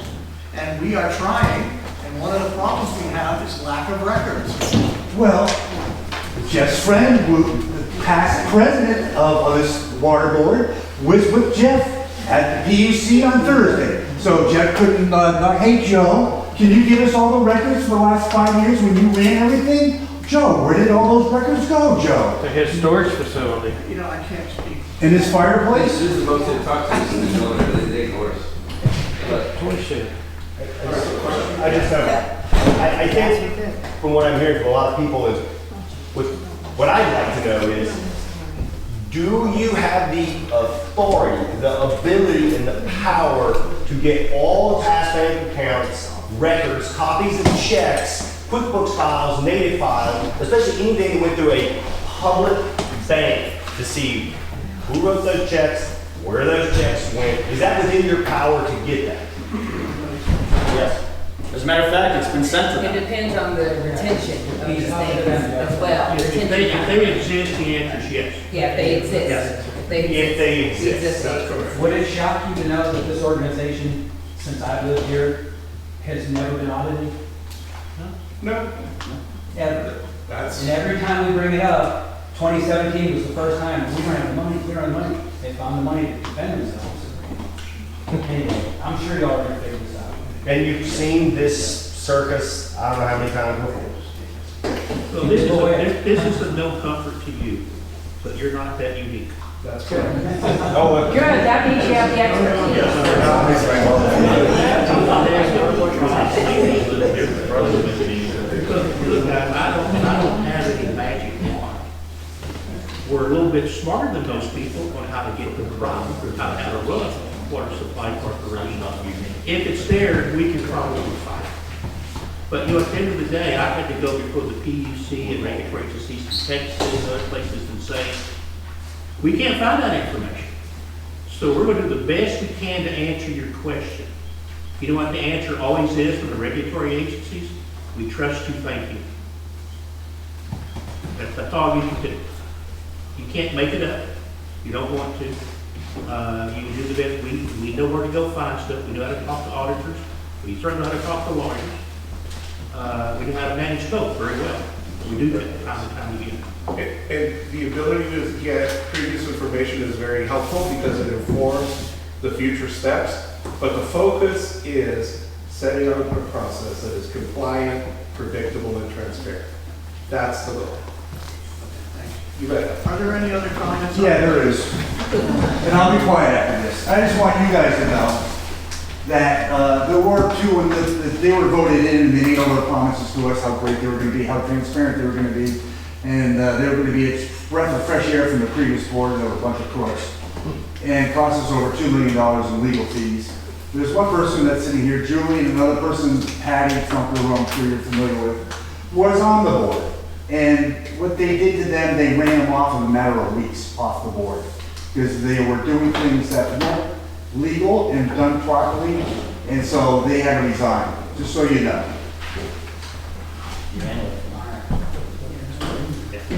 Okay, let's take action. All right, we need a motion on this one. Put your name on an agenda that you Yeah, never go ahead. saw. Go on, can I make a motion on number 7? Yes, I make a motion on number 7. You gotta be more specific. Oh, What are I'm we trying to do? sorry. I make a motion that the list of responsibility and liabilities of the temporary manager and indemnification action taken under the order appointing the temporary manager. We make a motion to that effect on number 7, the indemnification. Okay, let's take the vote and then discuss. Okay. All right, so, all those in favor?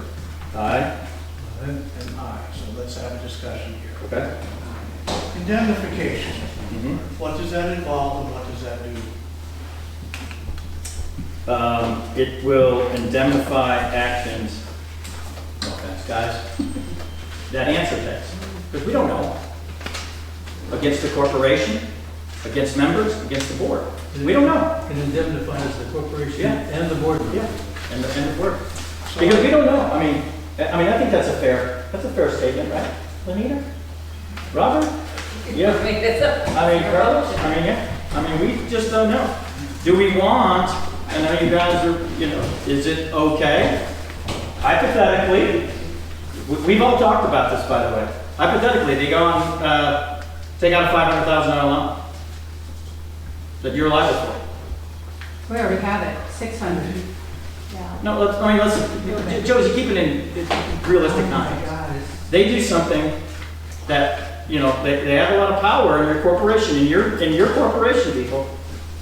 They have a lot of power to do things like that. You're indemnifying them, I get it. Yeah. Well, I'm just, against that. This meeting, exactly, go ahead. Members get to view. Yeah. And we get to discuss. Got it. Well, that's what it's about. Yeah. All right, so. Okay, that's my view. An action statement. All right, so the bylaws have, I believe, state that it is possible for the board to indemnify themselves from legal actions taken against the corporation and them. Yes. Is that correct? All right, is It's that what actually, we're- it's actually in the ethics code, which is referenced in the plan. All right, so in that case, I want this thing stated It properly. does say may, and we want to make sure that it does. Okay, right, so we're officiating something. We're just changing may to appointed. Shall, maybe shall. My only comment is the list has already been filed. Yeah. The list is. Yeah, the list is filed, yeah, exactly. I mean, we didn't have a meeting, so, you know, this was a problem. Can you explain why that is? I'm just saying the list is filed because there was a motion that references this. Yes. I'm clarifying this. Yeah, it was already filed. That's all I'm saying. Maybe we should have a motion to accept the list. Thanks, Stephen. It's already there. You can acknowledge it. Yeah, we can acknowledge it. Thank you very much. Right. Thank you very much. Yeah. So, before we get to finals, I mean, Carlos, you get it. So, what would you like to clarify? When you go back and,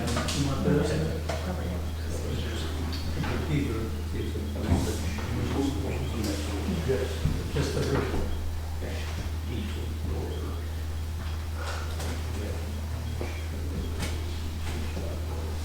let's get it back to John. Yeah, we'll get it back to John. Can I read? That's your motion. That doesn't run. All right, so this is our motion. I make a motion.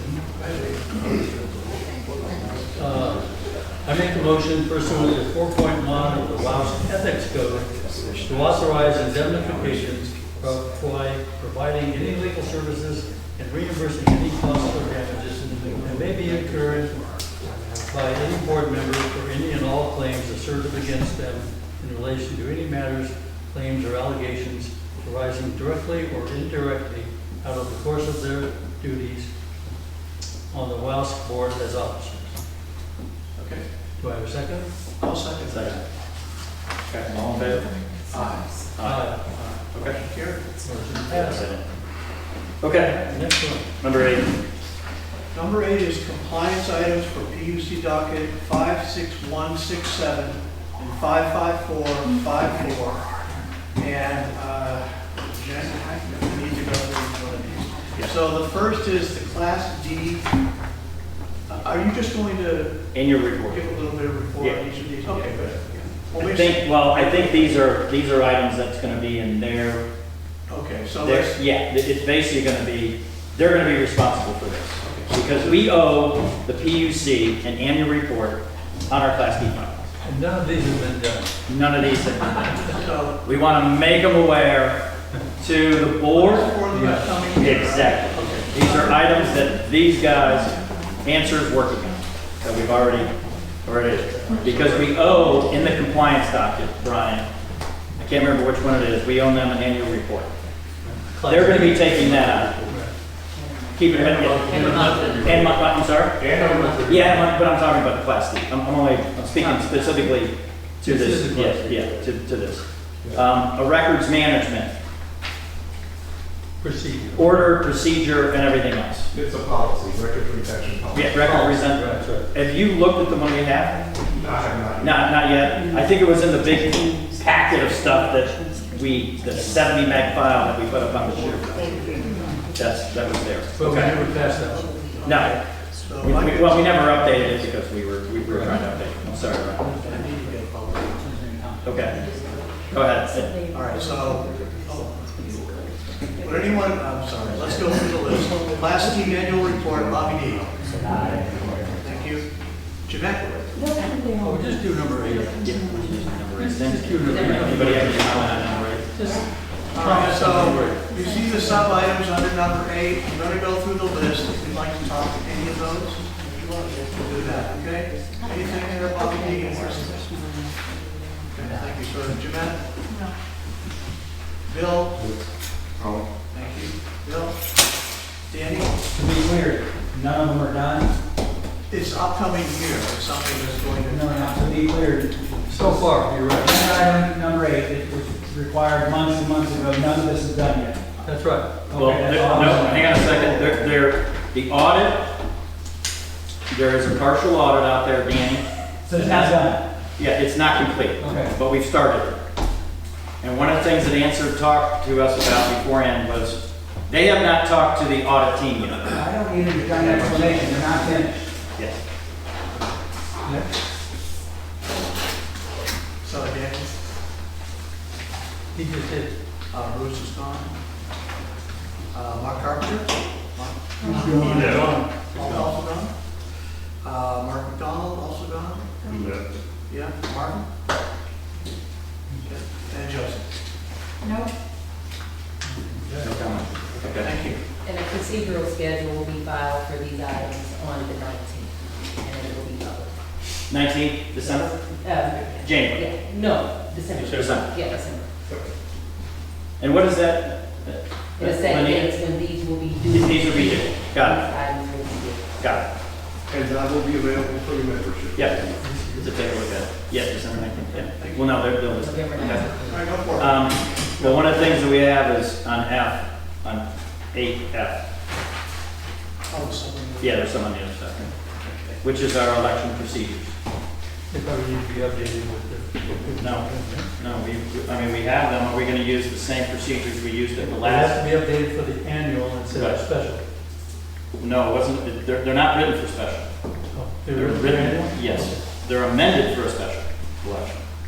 But our election We need to procedures. make sure that Yeah.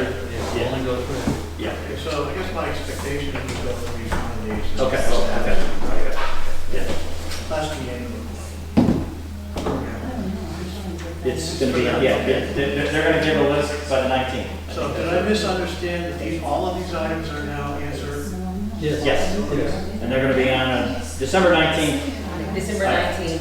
Yeah. Any dates, we will be asking for information. Right. And assistance. Okay. You're going to give us a roadmap on the 19th and say, this is when this is due, this is when. Yes. But you all have a role to play in Yes. providing the information Yes. necessary to be able to submit That's correct. an accurate report. That's correct. If it's not Yes. available, it's. And we're not. If it's unavailable, we can't actually do it. Yeah. And we will let you know. Curious, that's a wonderful thing. Yeah. Okay. All right. Well, these guys. So on the election procedures, those we have already in place, they've been bulletproof, they're there. We need to approve the election procedures for the annual meeting that we need to set, which is an item 9. So No. I make a motion to use our current election procedures for the upcoming annual meeting. That was from me. Aye. That's good. We're gonna use the same. Question? Yep. In adopting the procedures you're going to follow for your election, Yes. then the associated timelines will all be respected. Yes. And if the annual meeting has to be adjusted to fully comply with it, you will do that. That's correct. Got it. We just want to make sure the procedures that we're going to use, and now we're going to go back and fill all the dates in. We're going to kind of backdate it from when we think the annual meeting should be, Carlos, and go, okay, this is when all this crap's happening. To make sure that we're fully compliant. Exactly. Okay. We good? I think we should have put the annual meeting agenda item first, and then, but it doesn't matter. Okay. All right, anything else on this topic? Nope. Okay, we're on to the next one then. Yeah. Number 9. And by the way, excuse me, on number E, we will be submitting a list of eligible voters. Who will be eligible by that. Yes. It's part of our requirement. Yes. Yes, it's part of our requirement. Number 9, 2025 annual meeting. There are 2 bullet items. Please read them. I'm going to call your name if you'd like to talk about them for 3 minutes. You may. Bobby? Okay. Jeanette? No. Thank you. Bill? Thank you. And Bill? Danny Flunker? No. Mark Carpenter's not here. Mark McDonald's not here. Mark? Have we signed up for the one thing? Oh, okay. Josie? Yeah, I just want to clarify on this election that we're going to be having. Is it going to be based on a third party Yes. overseeing? Yes. Yes, independent. Yeah, independent third party, the person who's ran it before, Frank Riley. Okay. It's all independent, he manages the votes, just like you got it before. Vote goes out to you, goes back to them, matches up. Secret ink, the whole nine yards. We got it all. Have any of you guys looked at our election procedures yet? I have not yet. Okay. We put it through 3 or 4 cycles. I can't remember how many. I think they're good, but it'd be good to get another person's opinion. Just before we do it. Yeah, just and before that. Independent guy, we've got all the bells and whistles done. So, okay. Sorry. Yeah, he does. Annual meeting. Well, we need to set a meeting. If you're setting a date for an annual meeting, yes, then what are the associated timelines that are necessary to be fully compliant with your policy? Yes. To be able to undertake the actions that are called for at the annual meeting.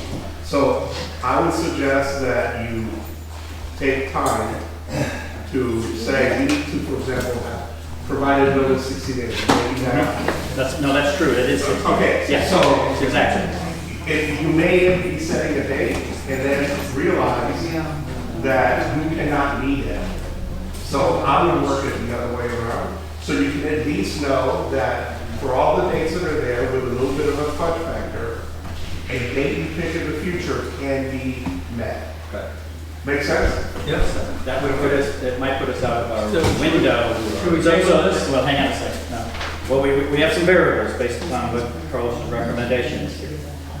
If we wait, we're not going to get to it until January, unless we hold a special meeting between now. No, you can go over the whatever your process is. Yeah. We have to, for us to meet, I'm going to pick a date, February 25th. Right. Notice has to go out by this date. If that date has already passed, No. then February 25th doesn't work. That's all I'm saying. Yeah, that I do know, but we wanna, if we wait to look at all the data, we have a 60-day No, you can do window. that right here, right now. Yeah, we have a 60-day window. Understood? Yeah. Okay. So Let's if set the date. if we set the date for the first, a lot of comment about doing it on a Saturday, maybe that first Saturday in March.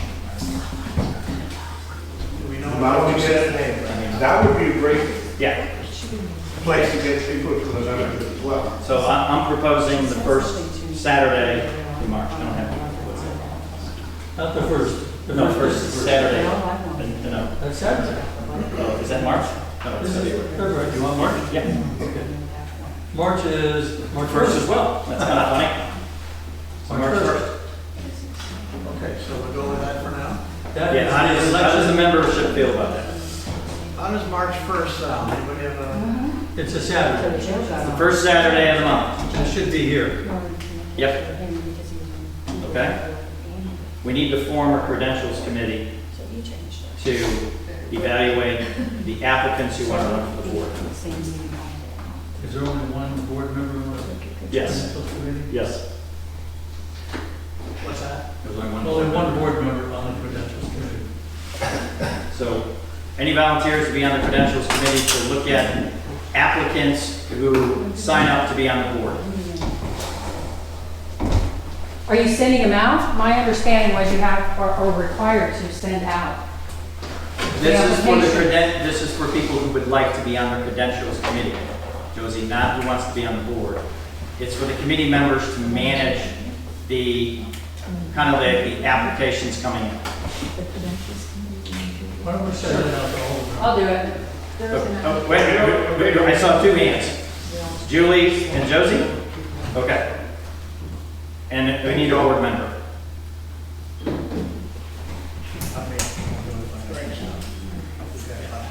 No, me. Somebody's got to take it. Okay, I'll take it. Okay.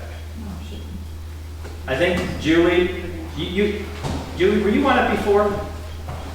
Have you ever been on the credentials committee? You talking about me? Yeah. No, Okay. I was. I just thought, I thought you were on it one time. Okay. No. We'll send you out, I think there's a document that goes out, and I'll send it to you. I think there is one, don't quote me on it. I received one, never done. Yeah, I think there might be one that I dug up about the roles and responsibilities committee. But it's basically, you review all the applications. Should be in the bylaw. Yes. So, okay. So we have those two committee members and me. Okay. Meeting date is set. Did we vote on it? Did we have to vote on it? Oh, we didn't, okay. Okay. Moving right along. Let's make sure we get it. Okay. Okay. I'm not doing it. I make a motion. Go ahead. I'll make a motion that we set our annual meeting for March 1st, 2025. Yes. Okay. All in favor? Here we go. 3-1. 752. Nope. Okay, we're now on item number 10, PUC docket 55840, including any action needed with regard to the CCN amendment application and potential liability to Madigan Homes. All right, so only one thing to think about here. Bobby D, any comments for this? What are we amending to it? I'll read it again. Number 10. Number 10. Number 10, PUC docket number 55840, including any action needed with regard to the CCN amendment application and potential liability to Madigan Homes. What are we trying to do to it? I hope It's pretty complicated. I hope we cut the water off. You talking about that deal across the street? I think it's related. Yes. Yeah, I think we ought to cut the water off. I don't know what y'all are trying to do. Okay. Okay. I don't know what you're asking me. Go for the next one. What's the, all right, what are we trying to amend it to? Infrastructure. You got it? He says no. He says no. Who's the next person? Jeanette. She's That's what I thought gone. it said. Bill? Yeah, that deal across the street where we put pipeline all the way down to the home fire plug on the place that's all to the premises. That's the one to help the guys out across the street. And all they want to do is grab you off of us, steal anything they can. That was a backdoor deal from the get-go. It was. And it shouldn't have ever happened in the first place. We needed every foot of that pipe in the ground over there in on our own compound. Not to build some barn dominium across the street. I think that's a no. Yeah. No. On the other bill, my comment again is glad they can have a fire hydrant, glad they can get insurance rates that are lower, glad their houses won't burn down, glad somebody here knows that put that pipe and put that hydrant there while my uncle lives in a cedar shack that can burn up in a damn timber and there's nobody there except to come and wash the slab off. And that's why these people are pissed. And these guys here have seen this crap before, and that is where the emotion comes from. And that's why this has been dragging on for 8 years, because of past board corruption and incompetence. That's what this is about. We're pissed.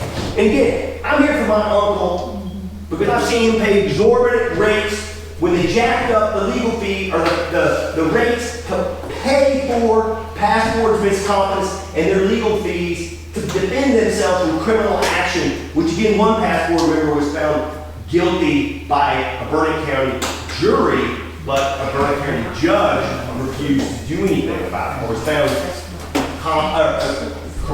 were found that they had done something inappropriate.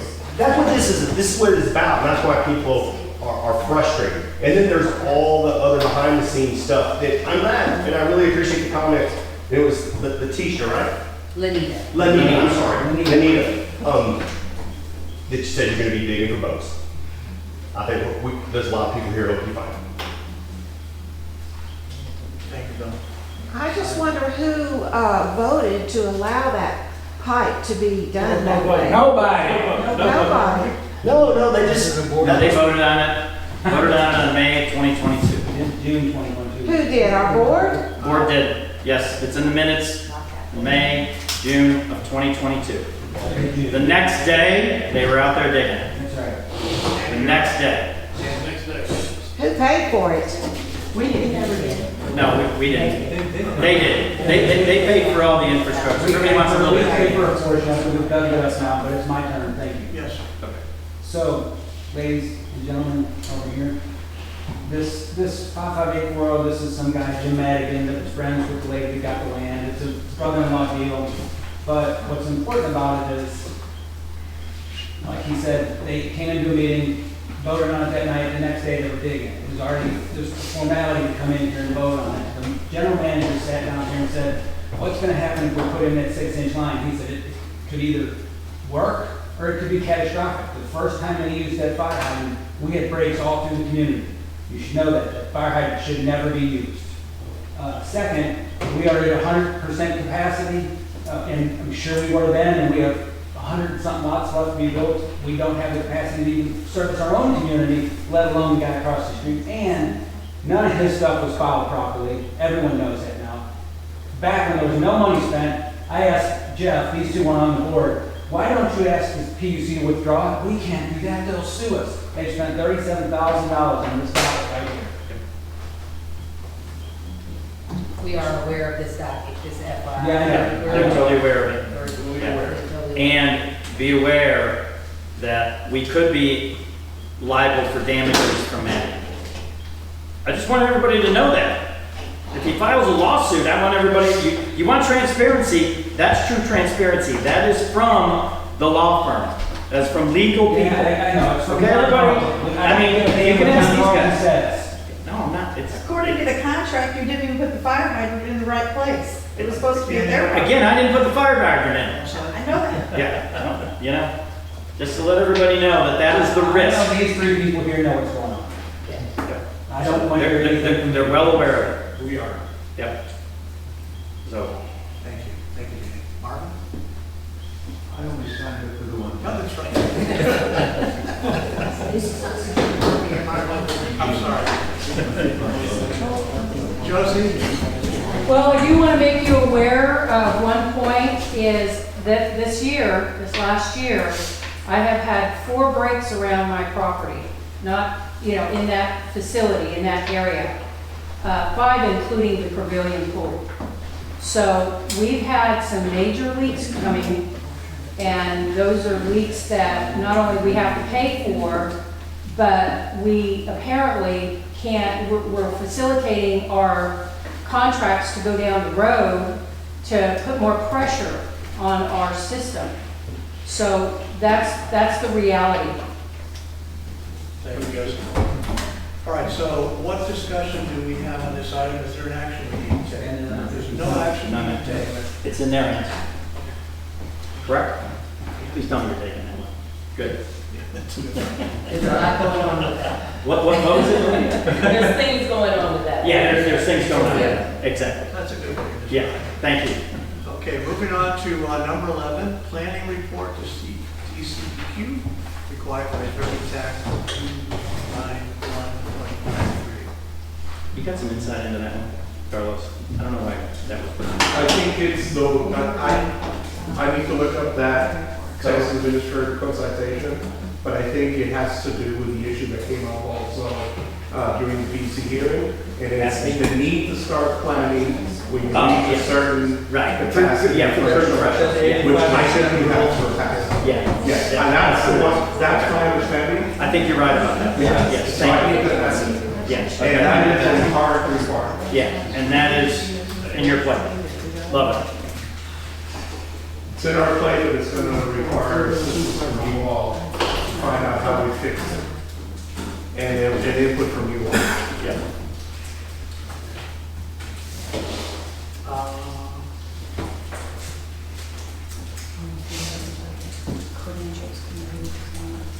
All right, so go down through the list. Bobby D? Yeah. Bill?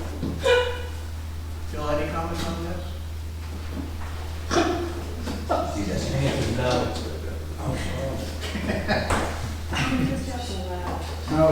Thank you, sir. Bill? Good. Thank you. Danny? No. Okay, thank you. Marvin? He did sign up for it. Hey, it's just a check. We don't know what that brain of yours does sometimes. Mark, maybe you need to move to a different chair, then you might be looking at you going. Yeah, make it cross. Josie, you're up. Josie? I'm good. We're on 11. 11, there you go. I want to let Marvin speak to this first. Yeah. Planning report to TC. No, we did that already. We did that. We're on 12. We're on 12. Is there anything we need to do with number? No, it's all in their hands. All right, number 12, IRS inquiry status update. Bobby D? That's what you're asking. What's the status? I got it. Bill? Yeah. There's two Anything items. on the IRS audit you'd like to talk about? No, The IRS inquiry, I'm sorry. Is there anything you'd like to speak to that? IRS audit. The inquiry. Can we do like 28% of the IRS employees and just not pay it? I don't know what they feel about that. Maybe it's Frank, does anybody have any comment about that? Yeah. Anyone have any?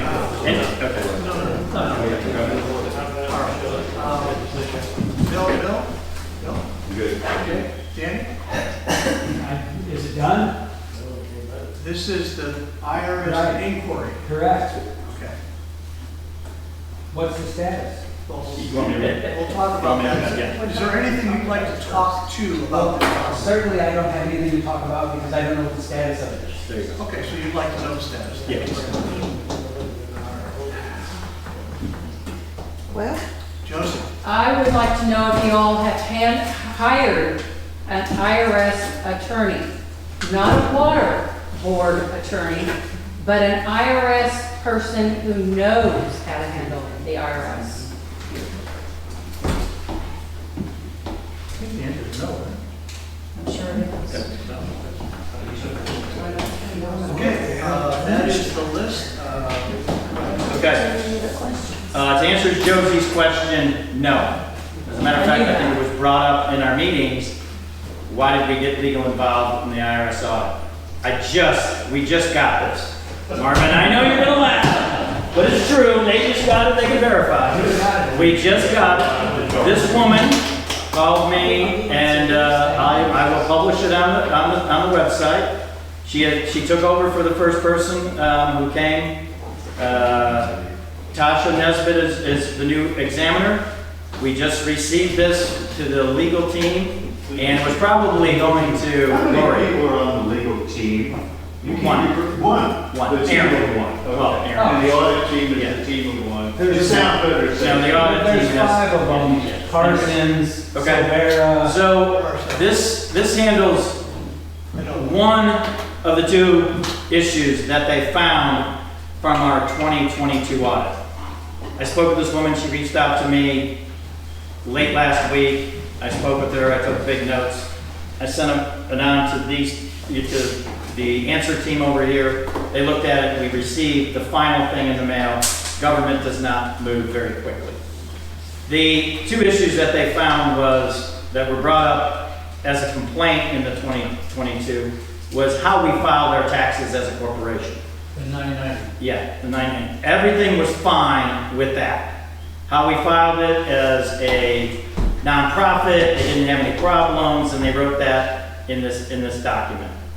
Where they did have a problem was there were several 1099s missing from the 2022 filing. And we have exhausted trying to find those, but we will continue to work with the IRS on a supplemental filing to them of those 4 1099s. So we're not out of the woods yet, Danny. We're out of the woods on one of the complaints, which was how we filed the taxes. This document, if anybody would like a copy of, I probably have to get this by legal if I should put this on the website or not. So you don't see it on the website. I don't know. I don't want to make that call, but. Well, I'm sorry, I can't put myself in that. So, yeah, Lenita, I don't know, can I put this on the website? With the IRS? Yeah. I'm not kidding. Or do you want to, should we look at it? Look at it. Yeah, okay, there you go. There you go, Marvin, we got a little bit of. You're already paying, it's a freebie. Yeah, well, that's true. It's not free. So, yeah, you gotta remember, you're gonna be paying for it. So we're not out of the woods yet, to Danny's question, we still have their explanation of the IRS audit, and I have not read this in great detail, but they had a whole explanation of items that they submitted, which is in another form, which addresses the 1099 issues. We don't know what they are yet. They're gonna give us specific information of what 1099s we're missing, and we're gonna go back and try to find them through George, through all aspects. What this requires us to do is we will be getting a bill from the IRS for approximately, I think she told me, around $11,500. That includes the back taxes of those 4 1099s because they weren't paid by the individuals, and a civil. They were withheld by us. Yeah, they weren't withheld by us, and a civil penalty. I don't have the details yet. That comes from the billing department of the IRS. 2 separate groups. So that's what this woman explained to me, and if anybody would want details of this, we'll get it cleared through legal and anybody who wants to look at it. But that's the update that I have as of today about the IRS audit 2022. Okay, so there will be a penalty of close to $11,500. So that will be due. Question? So we have to pay somebody's back taxes and we don't even know who they are? That is correct, unless we find those 1099s and get those individuals to sign the document. What's happened is they No. found a check written to somebody for services. There's no 1099 that should have been filed at the end of the year showing we paid this person, and if necessary, we withheld taxes from that payment. That person's name's on the check. So No, they know there's a check out there, no 1099, and we have not been able to And find. we have not, and they exhausted it over the summertime trying to find these people. This has been going on since April of earlier this year when they came out to our site, they met with Renee and I, and so on. Nobody's name was in the pay to box on the Yes, and we tried to contact them, we exhausted it in many Some names, ways. you can't find the name, you can't find the person. Yeah, you can't find the person. It's just- And by the way, there was more than just 4. I mean, there was a whole list of them. There was probably, I don't know, Scott, maybe 20? There was a lot that we had to dig down. This goes back to the records management issue that hopefully that we've all talked about for years. We've had poor records management. Who signed the check? Most of them came from Joe Jimenez at that time. Or,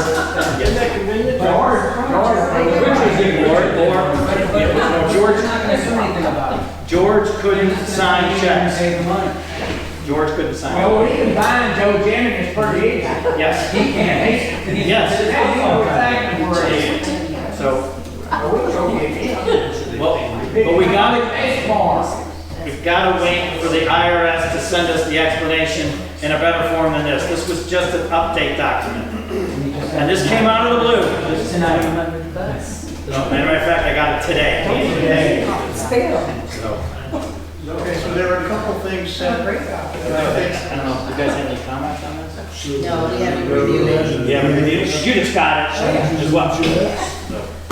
All right, so a 1099 form is filed by a corporation at the end of the year to tell the IRS that you did business with a self-employed person.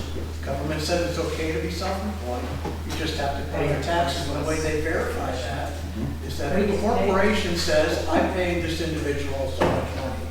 The individual has to file their taxes as well, and they better match. In our case, the 1099s at the end of the year for certain individuals was not filed. That's correct. That's interest and penalties. Yes. So I heard some people say, oh, you know, did we withhold money? We don't withhold money. You don't know what money. But why on earth would I go to business, why on earth would a board not a corporation, that they don't have an EIN number, or they don't have a social security or a W-9 form up front. Because then all you're doing is chasing people down to the end of the year, or you can't take the deduction. Gotta remember, it was 2022. There's no argument. Couple years argument. Just a couple years ago. For the record, But your buddy Joe, Not my buddy, for God's sake. It's not. 2022, was it Nelson the treasurer? Okay. Yes. We have all the checks, they have all the checks, we've got all the, as much data as we can, we just don't have those numbers. And 2022, Dan was running forward from the telephone. Who was it? I went to most of the board meetings, I could hear the back talk. Who was, I don't, Bill. Anna Martin. Oh. Anna Martin. Yeah, well, I'm just. Your friend. Your friend. Oh, God. I got all these friends. She gave you a call. This could be cleared up if we could find the 1099. Yes. But this is another case of records fraud. There's You no understand correctly that you said 20, so you found There's no 16. record. but Oh, you there are can't find records. that. Yes. There are records. There was about 20 that were missing. I covered up for them just like everybody Yeah. else. So maybe they really were sent, you just don't know. We don't know yet. It's still under investigation. I mean, this thing has gone dormant. How many times have you guys asked about the IRS audit? And all of a sudden, we get a phone call about it, and we don't know what they're trying to do. Just today. We could probably move on to 13. Yes, thank you.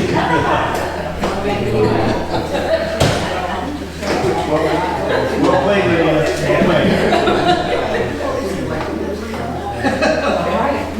All right, anything else from No. 13? All right, moving on to number 13, discuss and consider payment of monthly bills and invoices, including contractors, consultants, insurance premiums. Just like before, we have two sub-items. We're going to go through the list of people. If you'd like to speak to either of these, please do. Bobby D. Insurance of me. Bill? And who's the insurance paid who? What? Property and casualty insurance is due on the 20th of December. Do you have the money to cut pay? Well, we'll get there in a moment, I'm sure. Now, my question is, do you have the money to pay the property and casualty This is the insurance? part where you get to speak. Not all of them, no. Okay, okay. Thank you. Good point. All right, Danny? If I may, it's related and unrelated, and I'll make it quick. When Jeff first got on the board, Jeff and Renee, I remember I had got records from Double Horn, and I sent them. They have meetings every month, same day, and they approve their spending at the meetings. That's a great idea. 2 years ago. Yeah. Only 1 year, not the other. Let's see. Thank you, Danny. Josie? I'm good. Okay, thank you. All right. Go for it. Who's gonna pay these? Yeah. So, the most critical one is we have a property and casualty insurance premium of almost $32,000 that's due by the 20th. That insures our physical buildings, our plant, and everything. Does not include the barge. Going to Bill's point, we got $21,000 left in the back. The premium, we can do a down payment on the premium of $9,000 and then pay it monthly. Total premium is due at $32,000. Did you increase the deductible on that? We did everything we could to get it to the highest level possible, Josie, yes. And who's writing the checks these days? This would be written by Renee, who is still assistant treasurer, working on the books with bills coming in that are going from Lori down to the accounting firm to the billing people. And then we have an unpaid group of invoices that we produce monthly, which was sent to answer this last week. So let's reiterate something about a 1099. As a bookkeeper, and I have been a bookkeeper before, the bookkeeper should have, when she actually put out the check, Joe signed it, she should have, or the accountant should have made reference to the 1099. They should have done their due diligence to have them produce a 1099. Is that not the procedure? The procedure that is in place that we've been challenged on by past 1099s are the small subcontractors that the previous general manager was using. Hang it, let me finish, please. What happens now under the AWR contract is they give us a consolidated bill. Everything is owned and controlled by AWR. We pay one invoice to AWR. All their subcontractor invoices are listed inside that invoice. They manage the 1099, which is how it should have been done before. Correct?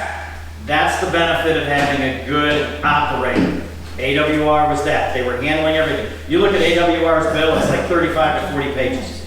Everything is listed, every chemical, every subcontractor that they use, they are responsible for the 1099. Understand. So where are we at as far as a new water company? You told me that you had, they gave you a letter of termination. Yes. My understanding, where are we at now with that? That just got to us less than 36 hours. I understand, but what's the next step? We're meeting with a couple of operators to see about taking over the responsibility from AWR. We asked AWR would they be interested in staying. At this time, they are not. So that's still on the table. However, we are interviewing others right now. Okay, thank you. And one of the things that should be a requirement, and Carlos already knows this, is they should handle everything. None of this subcontractor stuff where we're paying individual checks. Well, it's how you set up the agreement. Yes, exactly. It's how you set up the agreement. There you go. I mean, if you would have paid George and got George to get a 1099 from him and an invoice, George would be responsible for the 1099. So everything else That's has correct. And that real simple. I'm just saying it's just that's correct. And that contract was not set up. Go back to previous meetings. We tried to fight Rich on that many times. You mentioned one thing about the barge. Is the barge uninsurable just because of the hazard that they won't insure? The barge can get an insurance policy. It's expensive, and that's not due to, I think the last year was like $26,000 for just the barge. And why it's so high? Because it broke loose that one year, crashed into a bunch of things, they had to pull it back, reconnect it. It's a pain. Can we walk backwards? Renee French is writing the checks? He authorizes them, yes. He's the assistant to When I the asked you treasurer. in the June meeting, I said, who's writing the checks?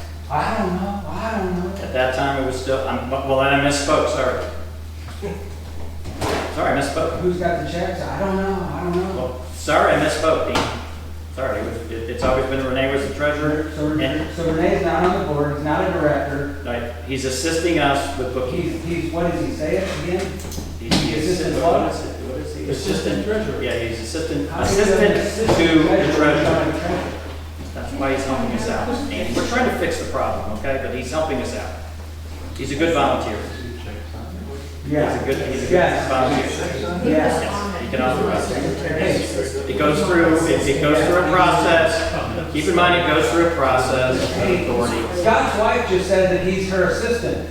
Is there's not some conflict here? Danny, he was when I got on the board. I became secretary treasurer. In our meeting, he was brought as secretary treasurer's assistant. So are you still the treasurer? There was a lot. Danny, you know I'm not. I'm asking you a question. No, I resigned. That doesn't mean he did. He's working free. Hey, he's working free. I don't care. I don't care. I don't care. These little camera hit. Yeah. Okay. I don't care. Danny, your points are taken. Yes. It's difficult when you have a full board, et cetera. I, for one, am grateful for the work that Renee is doing. I have been working with Renee and Lori and the accounting team, et cetera. And the auditing team I've started to work with.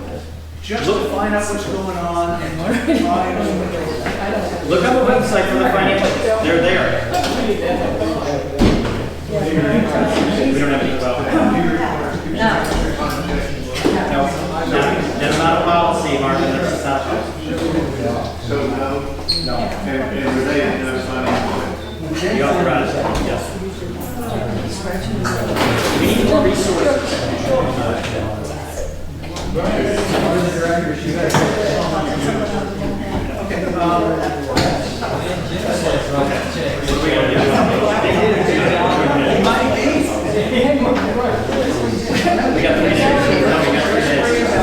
So really, the point of the discussion is we don't have a whole lot of money, we got big bills. Is that right? That's really right. So, Any insight from you guys?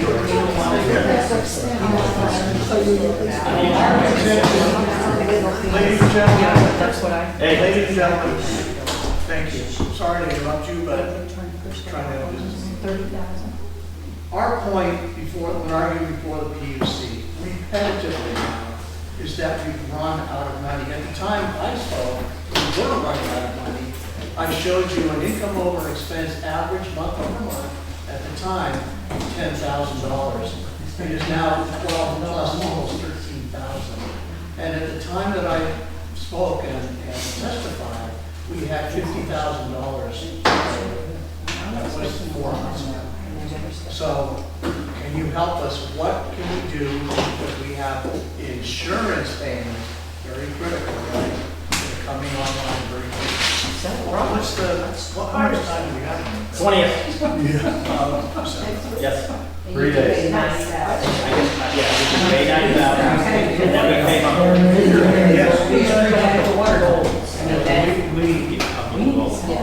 I'm almost positive I pulled this. Yeah, take a look. I think it needs to win.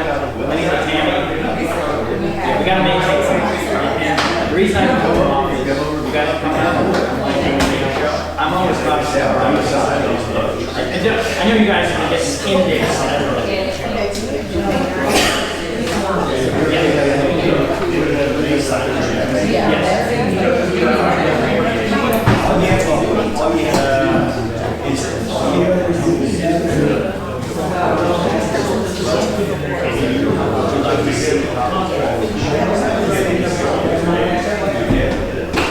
Right now, we have to take it one at a time.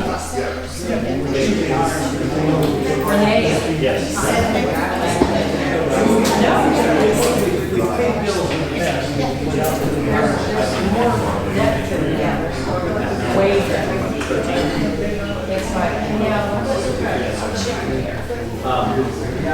Anita, I'm gonna send this to you again.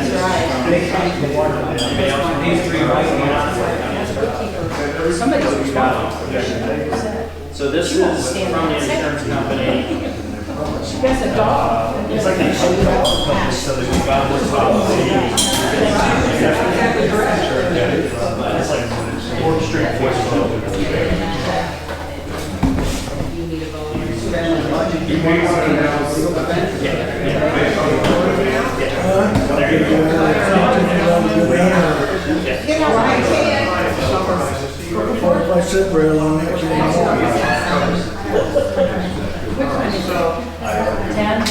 Our temporary management team is new here. We have some significant client bills. We have some bills that are critical to get paid. We have a solution to at least buy us some time and pay $9,000 a month for the insurance policy to go with that. Yes. And so that's one critical item. We also owe AWR a pile of money. Yes. So our team here is going to help us with that also. Not sure exactly what we can do there, but I think they've been talking with AWR, as you mentioned a couple times already. Yes. So hopefully we'll be able to keep some pro town to help us in the transition. They are very professional. Oh, yeah. With a very, it's been delighted. Okay, so that's all. I just wanted to make that announcement, kind of a summary of that discussion. So we're about to adjourn. Before you adjourn, who do I do the public information request for, to? Because based on tonight, I have a lot of stuff I need.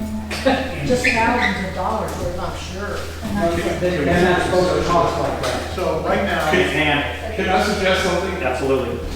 Before you file a public information request, I would recommend that you have a discussion with Lanita about what it is that you're, because filing a public information, you have every right to do that, I'm not, but you need to understand that that increases costs. Right. So if it's something that can be satisfied without having to go through the formal PIR, let's try to do that. Right. That's all I'm saying. Fair enough? Finding out that for Renee French is signing checks to me. I understand. You have every right to question. Yeah. You have every right to question. All I'm saying is, if we can get it resolved at a lower level with less cost, let's do that. That's all I'm doing. Because at the end of the day, you guys have to pay for it. Thank you for that forbearance. Appreciate it. All right. I make a motion that we adjourn.